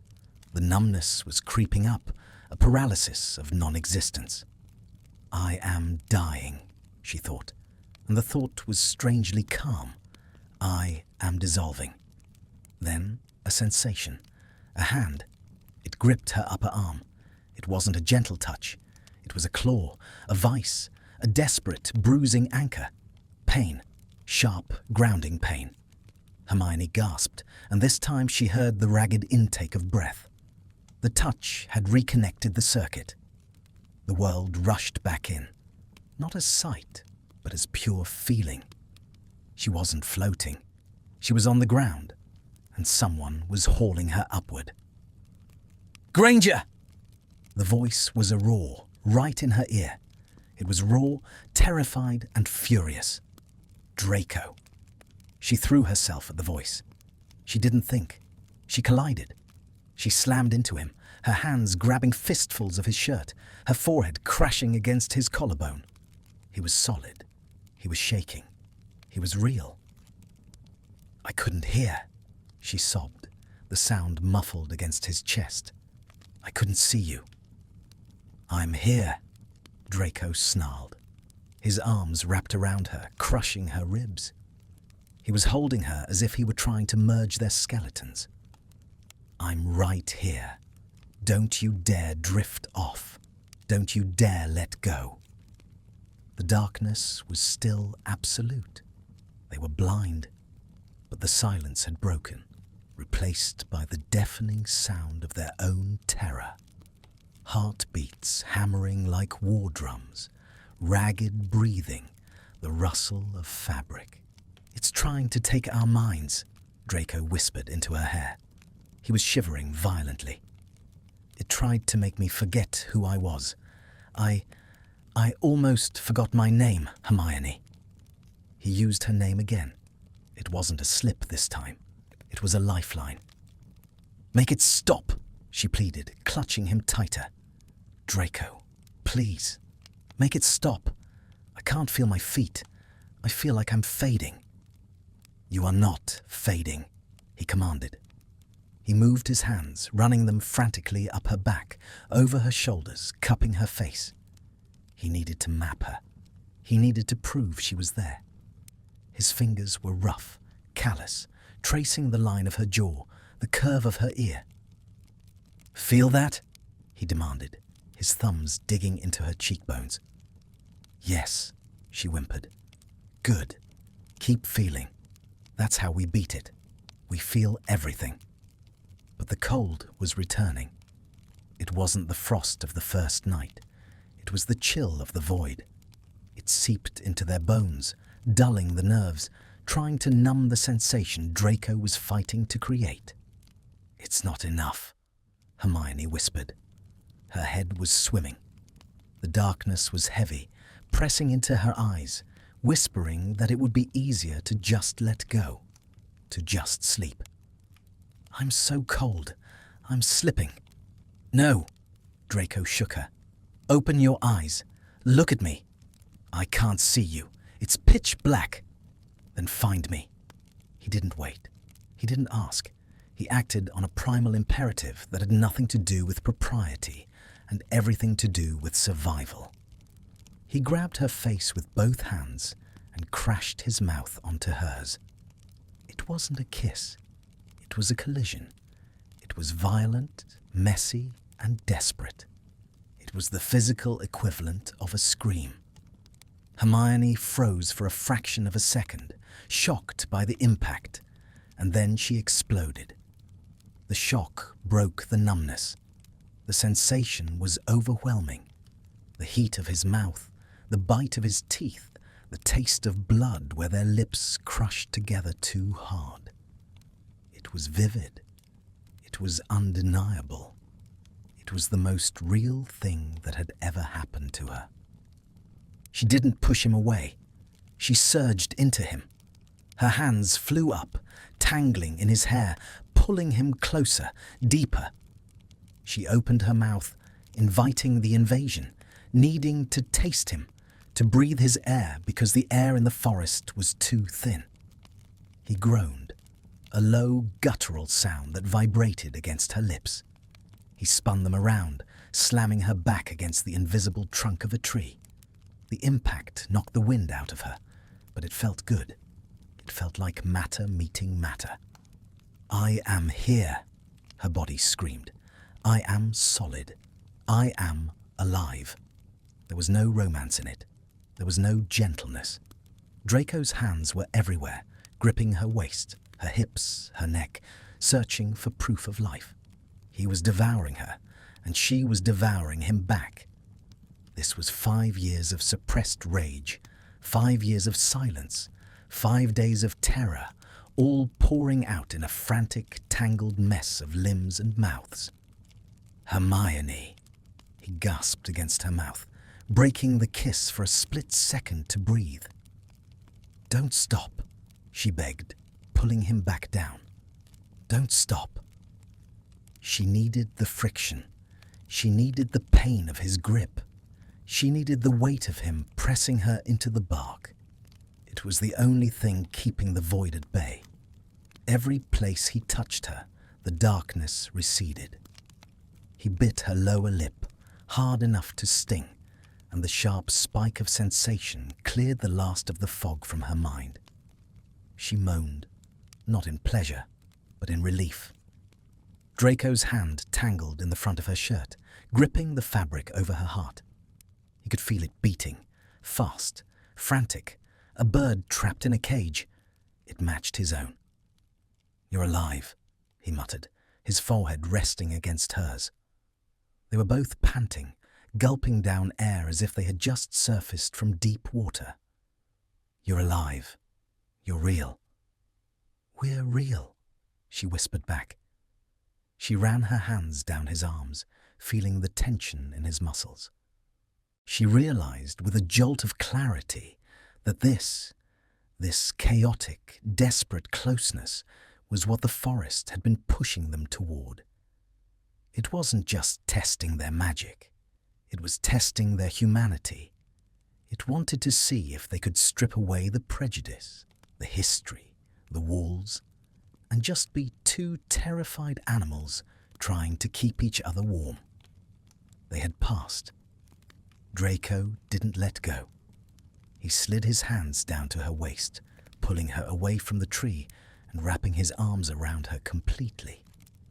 He buried his face in the crook of her neck, his breathing hot and ragged against her skin. "Don't let go," he said.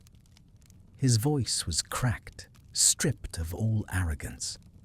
It was the voice of a boy who had spent too long in the dark. "I've got you," Hermione said. She wrapped her arms around his shoulders, holding him with a fierce, protective strength she didn't know she possessed. "I've got you, Draco." They sank to the ground together. They didn't separate. They couldn't.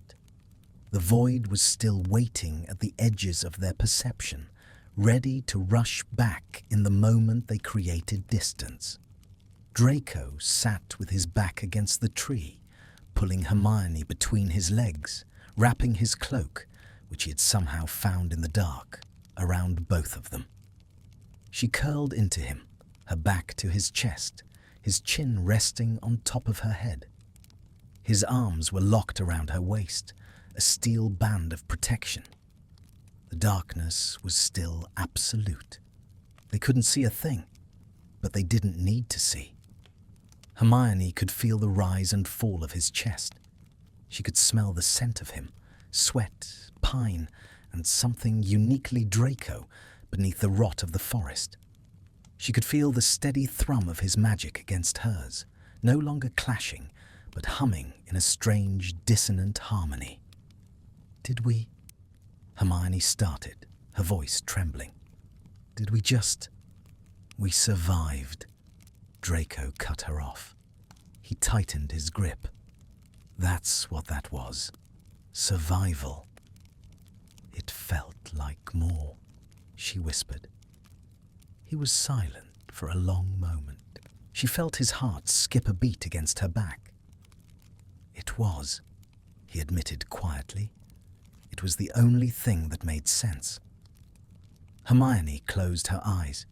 Her lips still tingled from the violence of the kiss. Her skin felt electric where he had touched her. The logic of the world had failed. The rules of society had dissolved. In the center of the breathing forest, surrounded by a darkness that ate stars, she realized she had never felt safer than she did right now, wrapped in the arms of the man she was supposed to hate. "Draco." "I think the silence has stopped hurting." He listened.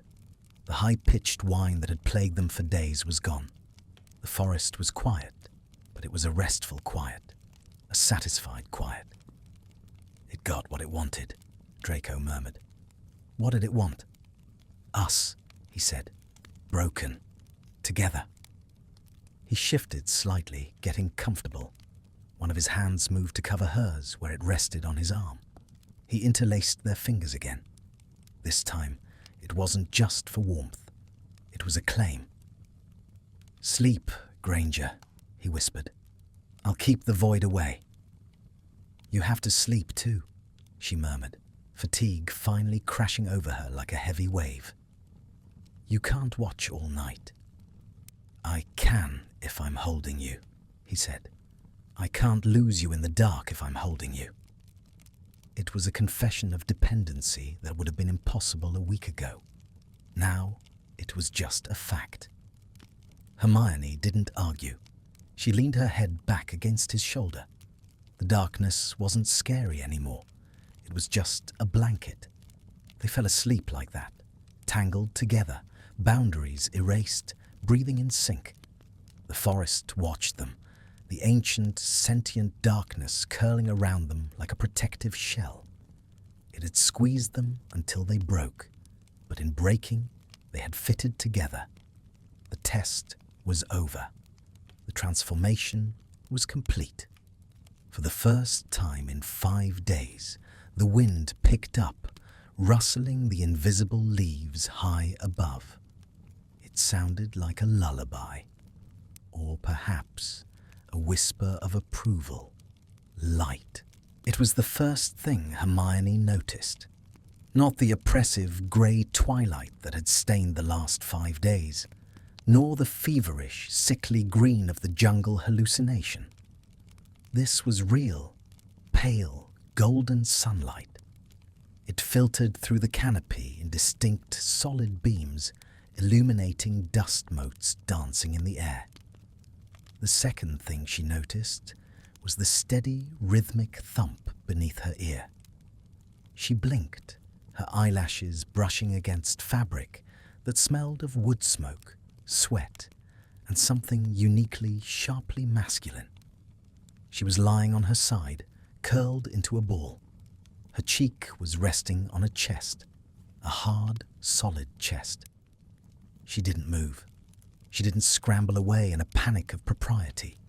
The instinct to recoil, which would have been her first reaction a week ago, was simply gone. It had been burned out of her by the cold and the fear. She lay there, breathing in the scent of him, letting her mind catalogue the physical reality before the emotional weight crashed down. Draco Malfoy's arm was draped over her waist. It was a heavy, possessive weight. His hand was tangled in the back of her shirt, his fingers curled into a fist against her spine, as if, even in sleep, he was afraid she would be dragged away. They were a knot of limbs in the dirt. Her leg was thrown over his. His chin was resting on the top of her head. It was a position of absolute trust, a configuration that usually took lovers years to navigate. They had achieved it in 5 days of hell. "You're breathing differently," a voice rumbled against her ear. It was deep, rough with sleep and disuse. Hermione stiffened slightly, then relaxed. "I'm awake." "I know," Draco said. He didn't move. He didn't pull his arm away. "You stop twitching when you wake up." Hermione lifted her head slowly. Her neck cracked. She looked up at him. Draco was looking down at her. His face was filthy, streaked with mud and soot, and unshaven. The pale, pointed features that usually looked so sharp and aristocratic were softened by exhaustion. But his eyes were clear. The grey was no longer stormy or terrified. It was calm. "The sun is back," Hermione whispered. It felt like a taboo to speak too loudly. "Yes," Draco said. He looked up at the canopy, then back at her. "The silence is gone too." She listened. He was right. The crushing, vacuum-like silence of the void had lifted. In its place were the normal sounds of a forest, the rustle of wind in the leaves, the distant call of a bird, the snap of a twig. It sounded impossibly loud, like a symphony. "Did we?" Hermione started, then stopped. She pushed herself up slightly, her hand resting on his chest for leverage. She felt the muscle beneath the shirt tense, then relax. "Did we beat it?" Draco let out a long breath, finally releasing his grip on her shirt. He sat up, wincing as his stiff muscles protested. He didn't move far. He sat with his elbows on his knees, scrubbing his face with his hands. "No," he said, his voice muffled by his palms. "We didn't beat it. You can't beat a landslide, Granger. You just survive it." He dropped his hands and looked at her. "It's done with us. That's why the sun is back." Hermione sat up, pulling her knees to her chest. She felt strangely cold without his body heat, despite the sunlight. She looked around the clearing. It was the same place where the void had attacked them, but the threatening aura was gone. The trees stood at a respectful distance. They looked just like trees now. "What changed?" she asked. Draco looked at her. His gaze dropped to her mouth, lingering for a second, a memory of the desperate violence of the night before meeting her eyes. "We did," he stated simply. Hermione felt a flush rise on her neck, but she didn't look away. "You mean the contact?" "I mean the surrender," Draco corrected. He picked up a dead leaf, twirling it between his long fingers. "We stopped fighting. We stopped fighting the forest, and we stopped fighting each other. That's what it wanted. It wanted to break the dissonance." He looked around the peaceful woods with a dark, cynical expression. "It's not a monster. It's a crucible. It melts things down to see what they're made of, and if the metals don't mix..." He crushed the leaf. "It discards them." "So we mixed," Hermione said softly. "We survived," Draco repeated as if the word was a shield. But then he sighed, a sound of profound weariness. "Yes, we mixed. I don't know where I end and you begin anymore, Granger. My magic feels flavored by yours." Hermione checked her internal reserves. He was right. Her magic, usually a crisp, logical hum, felt different. It felt darker, heavier, edged with a protective sharpness that belonged to him. It was a terrifying realization.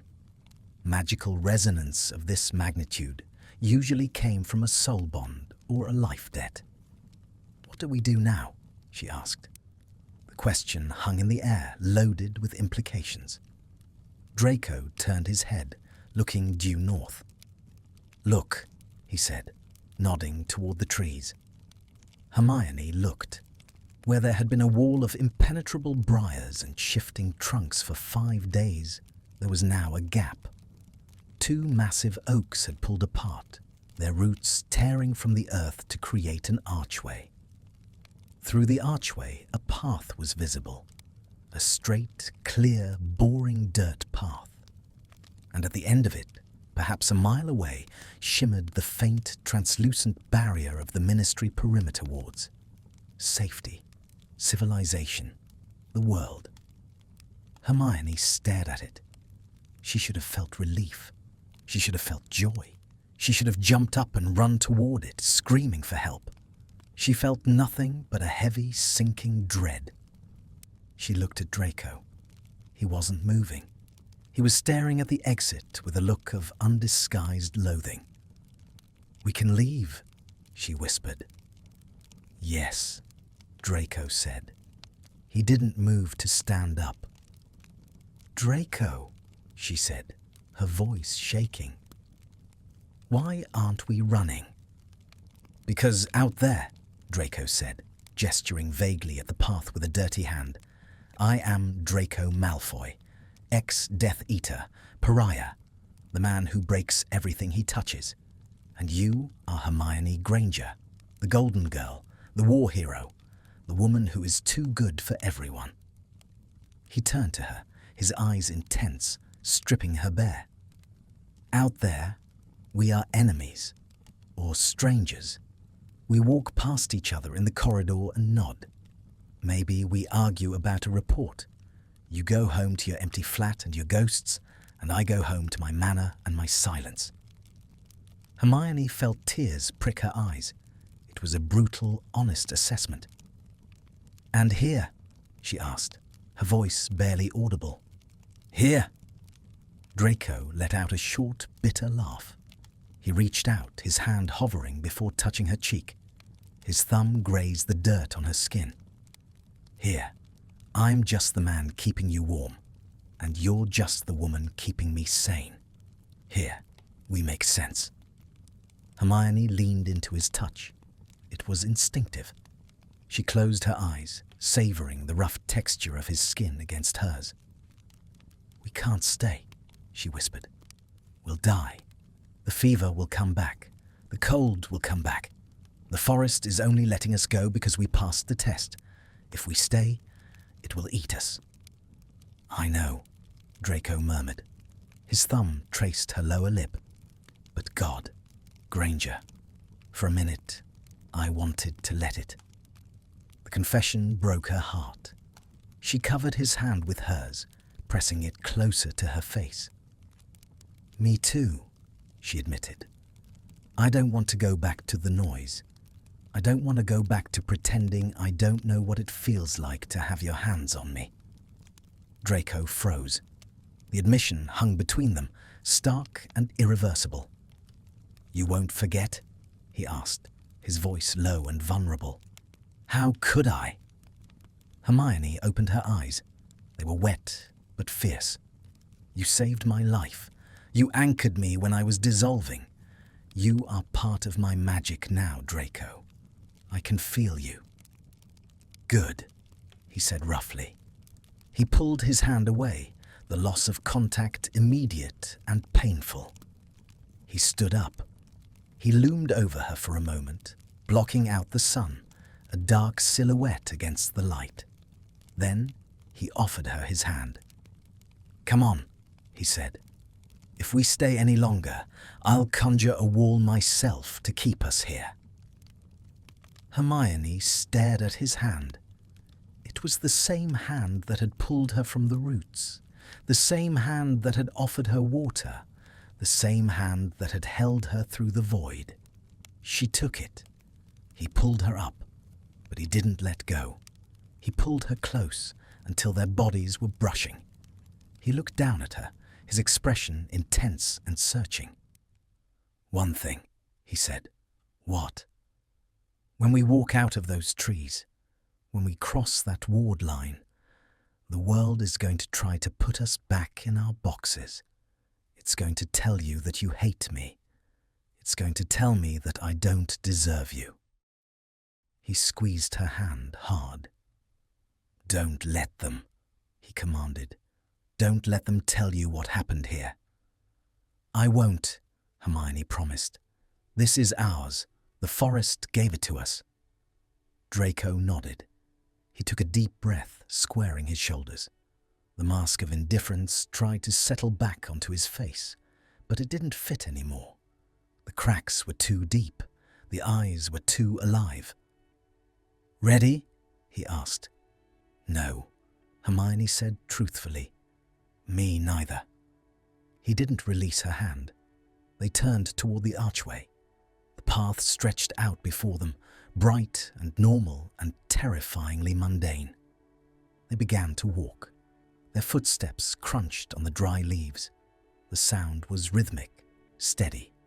They walked in step, hip to hip. The forest watched them go. The branches swayed gently as if waving goodbye. There was no menace left, just a quiet, ancient acknowledgement of two creatures who had entered as two and were leaving as one.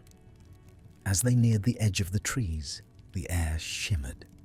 The perimeter ward, the barrier between the magic of the forest and the laws of the ministry. Draco slowed down. His grip on her hand tightened until it was painful. "Scared, Malfoy?" Hermione asked, trying to summon a ghost of her old teasing tone, but it came out soft and affectionate. "Terrified, Granger," he replied without hesitation. "I'm afraid I'll cross that line and wake up alone in my bed." "You won't," she said. She stepped closer, pressing her shoulder against his arm. "I'm real. We're real. Look at your watch." Draco looked at his wrist. The glass was cracked, but the hands were moving. They were ticking forward in sync with reality. "Time is moving," he said. "Then let's go catch up to it," Hermione said. She squeezed his hand one last time, a silent promise. Together they stepped through the archway of roots. The air rippled. The cool, regulated atmosphere of the outside world hit them like a splash of cold water. The wild, humid, ancient scent of the forest vanished, replaced by the smell of damp Scottish grass and ozone. They were out. But as they stood on the edge of the forbidden tree line, blinking in the harsh light of the real world, Draco didn't let go of her hand, and Hermione didn't pull away. They stood there, two dirty, broken figures against the pristine landscape of the Hogwarts grounds, holding onto each other as if the ground beneath them was still shifting. The test was over. But the real challenge, living with the truth of what they had found in the dark, was just beginning. The world did not welcome them back with a fanfare. It assaulted them with noise. The moment their boots crossed the invisible threshold of the ward line, the mute button of the universe was toggled off. The gentle, sinister rustle of the forest was instantly replaced by the roar of the Scottish wind, the distant shouting of students on the Quidditch pitch, and the aggressive chirping of birds that sounded far too happy. Hermione flinched. The sounds were sharp, abrasive, scraping against nerves that had been stripped raw by 5 days of sensory deprivation. She brought her free hand up to cover her ear, squeezing her eyes shut. "Steady," Draco's voice came from beside her. It was low, grounded, the only familiar thing in a landscape that suddenly felt alien. He didn't let go of her hand. In fact, as the reality of the castle grounds rushed at them, the towering stone turrets, the smoke rising from Hagrid's hut, the sheer normality of it all, he gripped her tighter, his thumb digging into her palm. There they are. The shout came from the left. A figure was running toward them from the direction of the gamekeeper's hut. The red robes were unmistakable. "Potter," Draco muttered, his body tensing. The armor was sliding back into place, but it was ill-fitting now. The sneer didn't quite reach his eyes. "Right on schedule." Harry Potter skidded to a halt 10 yards away, breathless. He looked annoyed, glancing at his watch. "Hermione, Malfoy." Harry bent over, hands on his knees, catching his breath. "We've been waiting for the signal for 20 minutes. You were supposed to send red sparks if the perimeter was clear." Hermione stared at him. Her brain, still calibrated to the fever dream logic of the breathing forest, couldn't process the words. 20 minutes? She rasped. Her voice sounded wrecked, dry, cracked, unused to the volume of the open air. Harry straightened up, a frown creasing his forehead as he finally really looked at them. He saw the dirt smeared across Hermione's face. He saw the tangled, matted ruin of her hair. He saw the dark, hollow exhaustion under her eyes and the way her clothes hung loosely on her frame, as if she had lost 10 pounds in an afternoon. Then he looked at Draco. He saw the blood on his shirt, the stubble on his jaw, and the feral, protective stance he had taken, placing himself slightly in front of Hermione. And finally, Harry looked down. He saw their hands. Their fingers were interlaced, locked together with a desperate, white-knuckled intensity that spoke of something far more significant than a simple partnership. Harry's mouth opened, then closed. The annoyance vanished, replaced by a dawn of horror. "Hermione!" Harry stepped forward, his voice dropping. "My God, what happened? You've been gone 3 hours."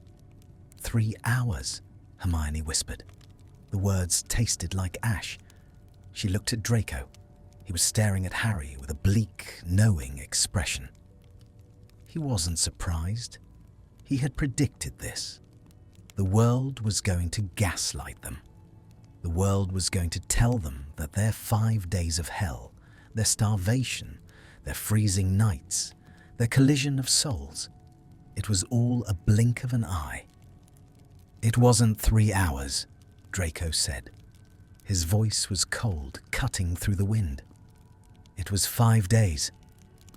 "Don't be daft, Malfoy," Harry said, though he looked uncertain now, eyeing the mud on their boots that looked like it belonged to a different season.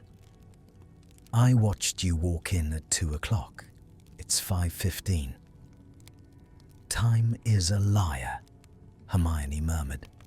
She felt a wave of dizziness. The castle was spinning. The green grass looked too bright, like paint. It felt fake. The only real thing was the heat of Draco's hand. "Harry, we were trapped, and the exits were gone. We nearly died."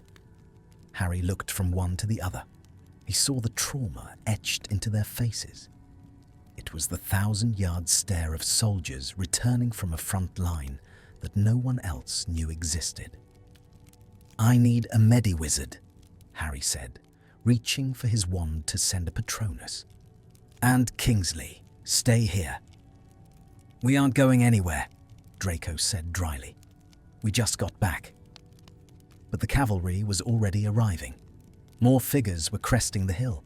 Ron, breathless and holding a broom, a pair of auras in standard crimson robes, and McGonagall looking stern and worried.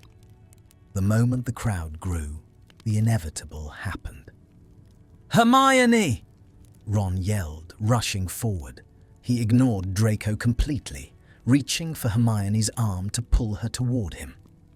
"You look terrible. Did a acromantula get you?" Draco's grip tightened for a split second. A reflex, a desire to snarl and snap at the intruder. And then, with a heartbreaking slowness, he let go. He had to. He knew the rules of this world better than she did. If he held on, they would ask questions. If he held on, they would make it something dirty, something scandalous. They would try to dissect it. He released her hand. The loss of contact was a physical blow. Hermione gasped, stumbling slightly as Ron pulled her into a clumsy, suffocating hug. The warmth was there, but it was wrong. It was the wrong height, the wrong scent, the wrong heartbeat. It felt suffocatingly polite. "Get off her, Weasley," Draco snapped, stepping back. "She's dehydrated. You're crushing her." Ron pulled back, glaring at Draco. "Back off, Malfoy. I'm checking on my girlfriend." "Ex-girlfriend," Hermione corrected automatically. Her voice was faint, but the word was sharp. She pushed Ron away gently, swaying on her feet. She didn't look at Ron. She looked past him, searching for the grey eyes. Draco was already being corralled by the two auras. They weren't hugging him. They were flanking him, wands loosely held at their sides, suspicion radiating from them. They saw an ex-Death Eater looking dishevelled and dangerous. They saw a threat. "Mr. Malfoy, we need to debrief you," one aura said, placing a hand on Draco's shoulder.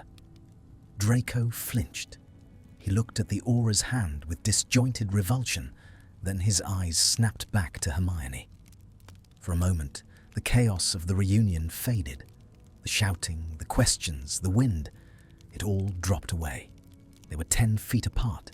The distance felt like an ocean. Draco's eyes were wide, unguarded. He looked terrified. Not of the auras, but of the separation. He looked like he was drowning again, and she was the only heir, and someone had just cut the line. "Don't let them," he had said. "Don't let them tell you what happened." Hermione straightened her spine. She took a breath of the thin, clean air. She ignored Ron, who was asking if she was hurt. She ignored Harry, who was casting diagnostic charms on her. "I'm fine," she said loudly, her voice cutting through the noise. She walked past Ron. She walked past Harry. She walked straight up to the auras flanking Draco. "He is with me," she said. Her tone was the one she used to address the Wizengamot, imperious, unyielding, and terrifyingly precise. The aura blinked. "Miss Granger, we just need to—" "He is my partner," Hermione interrupted. She stood next to Draco, close enough that their elbows brushed. She didn't take his hand. Not here, not in front of them, but she aligned her body with his. She created a visual unit. "We were trapped in a Class X non-linear magical anomaly for 5 subjective days. He saved my life 3 times. If you want to debrief him, you debrief me, simultaneously." Draco went still beside her. She could feel the tension radiating off him, followed by a slow, profound release. He exhaled. "She's delirious," Ron muttered to Harry. 5 days? It's been 3 hours. "It doesn't matter," Harry said quietly, watching them. Harry had seen war. He knew what a bond forged in trauma looked like. He looked at the way Hermione was standing, tilted toward Malfoy like a compass needle finding north. He looked at the way Malfoy's body shielded her from the wind. "Let them be, Ron." The debriefing was endless. They were taken to the infirmary first.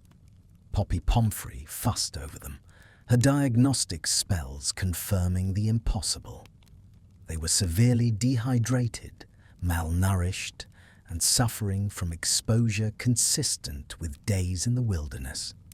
The discrepancy between their physical state and the clock on the wall caused a minor panic in the ministry. Unspeakables were called. Measurements were taken. The phrase temporal pocket was thrown around. Through it all, Hermione and Draco refused to be separated. When Pomfrey tried to put a screen between their beds, Draco simply vanished the screen with a flick of his wand. When an unspeakable tried to interview Draco alone in an office, Hermione stood up and walked to the door, stating she would leave if he did. They were a problem, a united, silent, stubborn problem. Eventually, the bureaucracy gave up. They were released with orders to rest and a stack of potions. It was night when they finally walked out of the infirmary doors. The castle was asleep. The torches flickered in the corridors, casting long, dancing shadows that looked too much like the creeping roots of the forest. They walked in silence through the stone hallways. They didn't go to the Gryffindor Tower. They didn't go to the dungeons. They walked aimlessly, or so it seemed, until they found themselves standing on the astronomy tower, looking out over the dark grounds. The forest lay below them.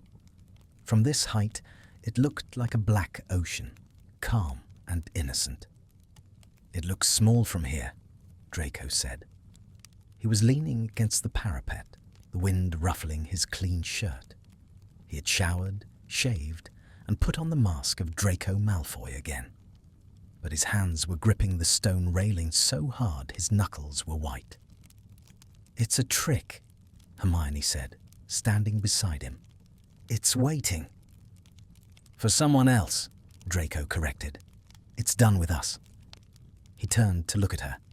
In the moonlight, he looked ethereal, sharp-edged and beautiful in a tragic way. "You were impressive today, Granger," he said softly, telling the auras off. "I was protecting my assets," she echoed his words from the forest, a small, sad smile playing on her lips. Draco didn't smile. He reached out, his hand hesitating before brushing a stray curl from her forehead. The touch was electric. It brought the memory of the darkness rushing back, the heat, the desperation, the absolute safety of his arms. "They think we're crazy," he whispered. "Potter, Weasley, they think we've lost our minds." "Maybe we have," Hermione said. She leaned into his touch, closing her eyes. "Or maybe we just found the only part of our minds that matters." "What happens tomorrow?" Draco asked. The fear was back in his voice, the vulnerable boy beneath the soldier. "When the sun comes up, and I have to be a Malfoy, and you have to be a hero. When I go back to the manor, and you go back to London." Hermione opened her eyes. She reached up, covering his hand on her face with her own. "We don't go back," she said fiercely. "We can't.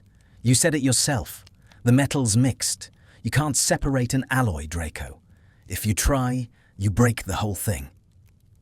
Draco searched her face, looking for a lie, looking for the inevitable rejection. He found only the steel of her resolve. "So we're... what?" he asked, breathless. "A secret?" "A reality," she corrected. "Everyone else is living in the illusion. We know what's real." 1 week later, the Great Hall was loud. It was the anniversary banquet of the Battle of Hogwarts, a mandatory event for Ministry employees and war heroes. The air was thick with perfume, roasted meats, and the forced laughter of people trying to forget the dead. Hermione sat at the head table, flanked by Harry and Ron. She was wearing dress robes of deep blue, her hair tamed into an elegant twist. She smiled when spoken to. She nodded at the speeches. She played the part of the Golden Girl perfectly. But underneath the table, her leg was bouncing. The noise was too much. The light was too bright. She felt hollow, a ghost at her own feast. "You okay, Hermione?" Harry asked, leaning in. "You haven't touched your wine." "I'm fine, Harry," she said, her voice practiced. "Just a headache."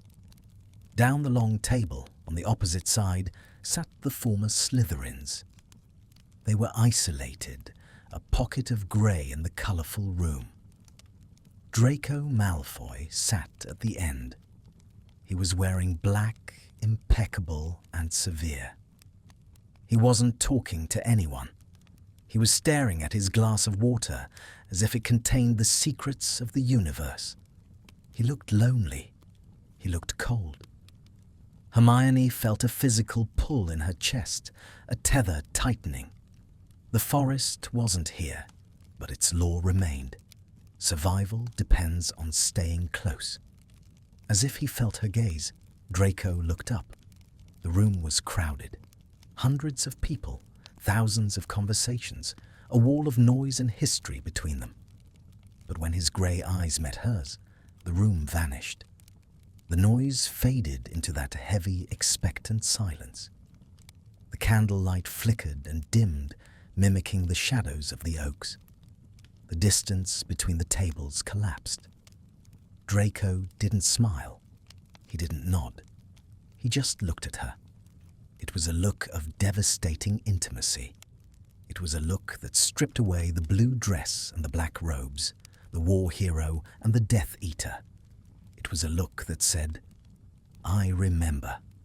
I remember your heartbeat in the dark. I remember the taste of the rain on your skin. I remember that you are the only real thing in this room." Hermione stopped breathing. Her hand went to her heart, pressing against the silk, feeling the rhythm that he had guarded for 5 nights. She saw his hand, resting on the white tablecloth, twitch. His fingers curled, leaving a space empty, the space where her hand belonged. Slowly, deliberately, Hermione let her mask fall. She stopped smiling for the crowd. She let the raw, fierce longing show in her eyes. She looked at him and projected a single thought, loud and clear across the hall. "I am still with you." Draco saw it. His jaw tightened. A flush of colour rose in his pale cheeks. He took a breath, deep and steady, as if he had just found air after drowning. He raised his glass, a microscopic movement, a toast to no one but her. Hermione raised hers in return. They drank together, separated by 50 feet of wood and stone, but bound by a secret that was stronger than any magic in the castle. The forest hadn't trapped them by accident. It hadn't kept them to kill them. It had kept them to break the world's rules, to smash the lines that said they couldn't be together, and to forge something that could survive the light. Hermione lowered her glass, the wine tasting like the moon lilies, sweet, cool, and life-saving. She turned back to Harry, who was saying something about Quidditch. "I'm sorry, Harry," she interrupted softly, standing up. "I have to go." "Go? Where?" Hermione looked toward the heavy oak doors of the great hall. Draco was already standing, moving silently toward the exit, a shadow slipping away from the light. "Home," Hermione said, a genuine smile finally touching her lips. "I'm going home." She followed the shadow out of the hall, leaving the noise behind, stepping into the quiet corridor where he was waiting. And as the doors swung shut, sealing them in the dim light together, the silence was no longer empty. It was full. Thank you so much for listening to this story. Writing The Breathing Forest was a very emotional journey for me. I wanted to take Draco and Hermione away from Hogwarts, away from the war, and away from their friends. I wanted to put them in a place where titles and blood status did not matter. For me, this story is not just about survival, it is about trust. It is about stripping away the mask we wear every day. Draco had to stop being cold. Hermione had to stop being perfect. In the dark, they finally saw the real versions of each other. I think that is why we love this couple. They prove that even broken things can fit together perfectly. I hope you felt the tension and the cold while you listened this story. Please tell me in the comments which scene touched your heart the most, and did you believe in their change? Thank you for being here with me. See you in the next story.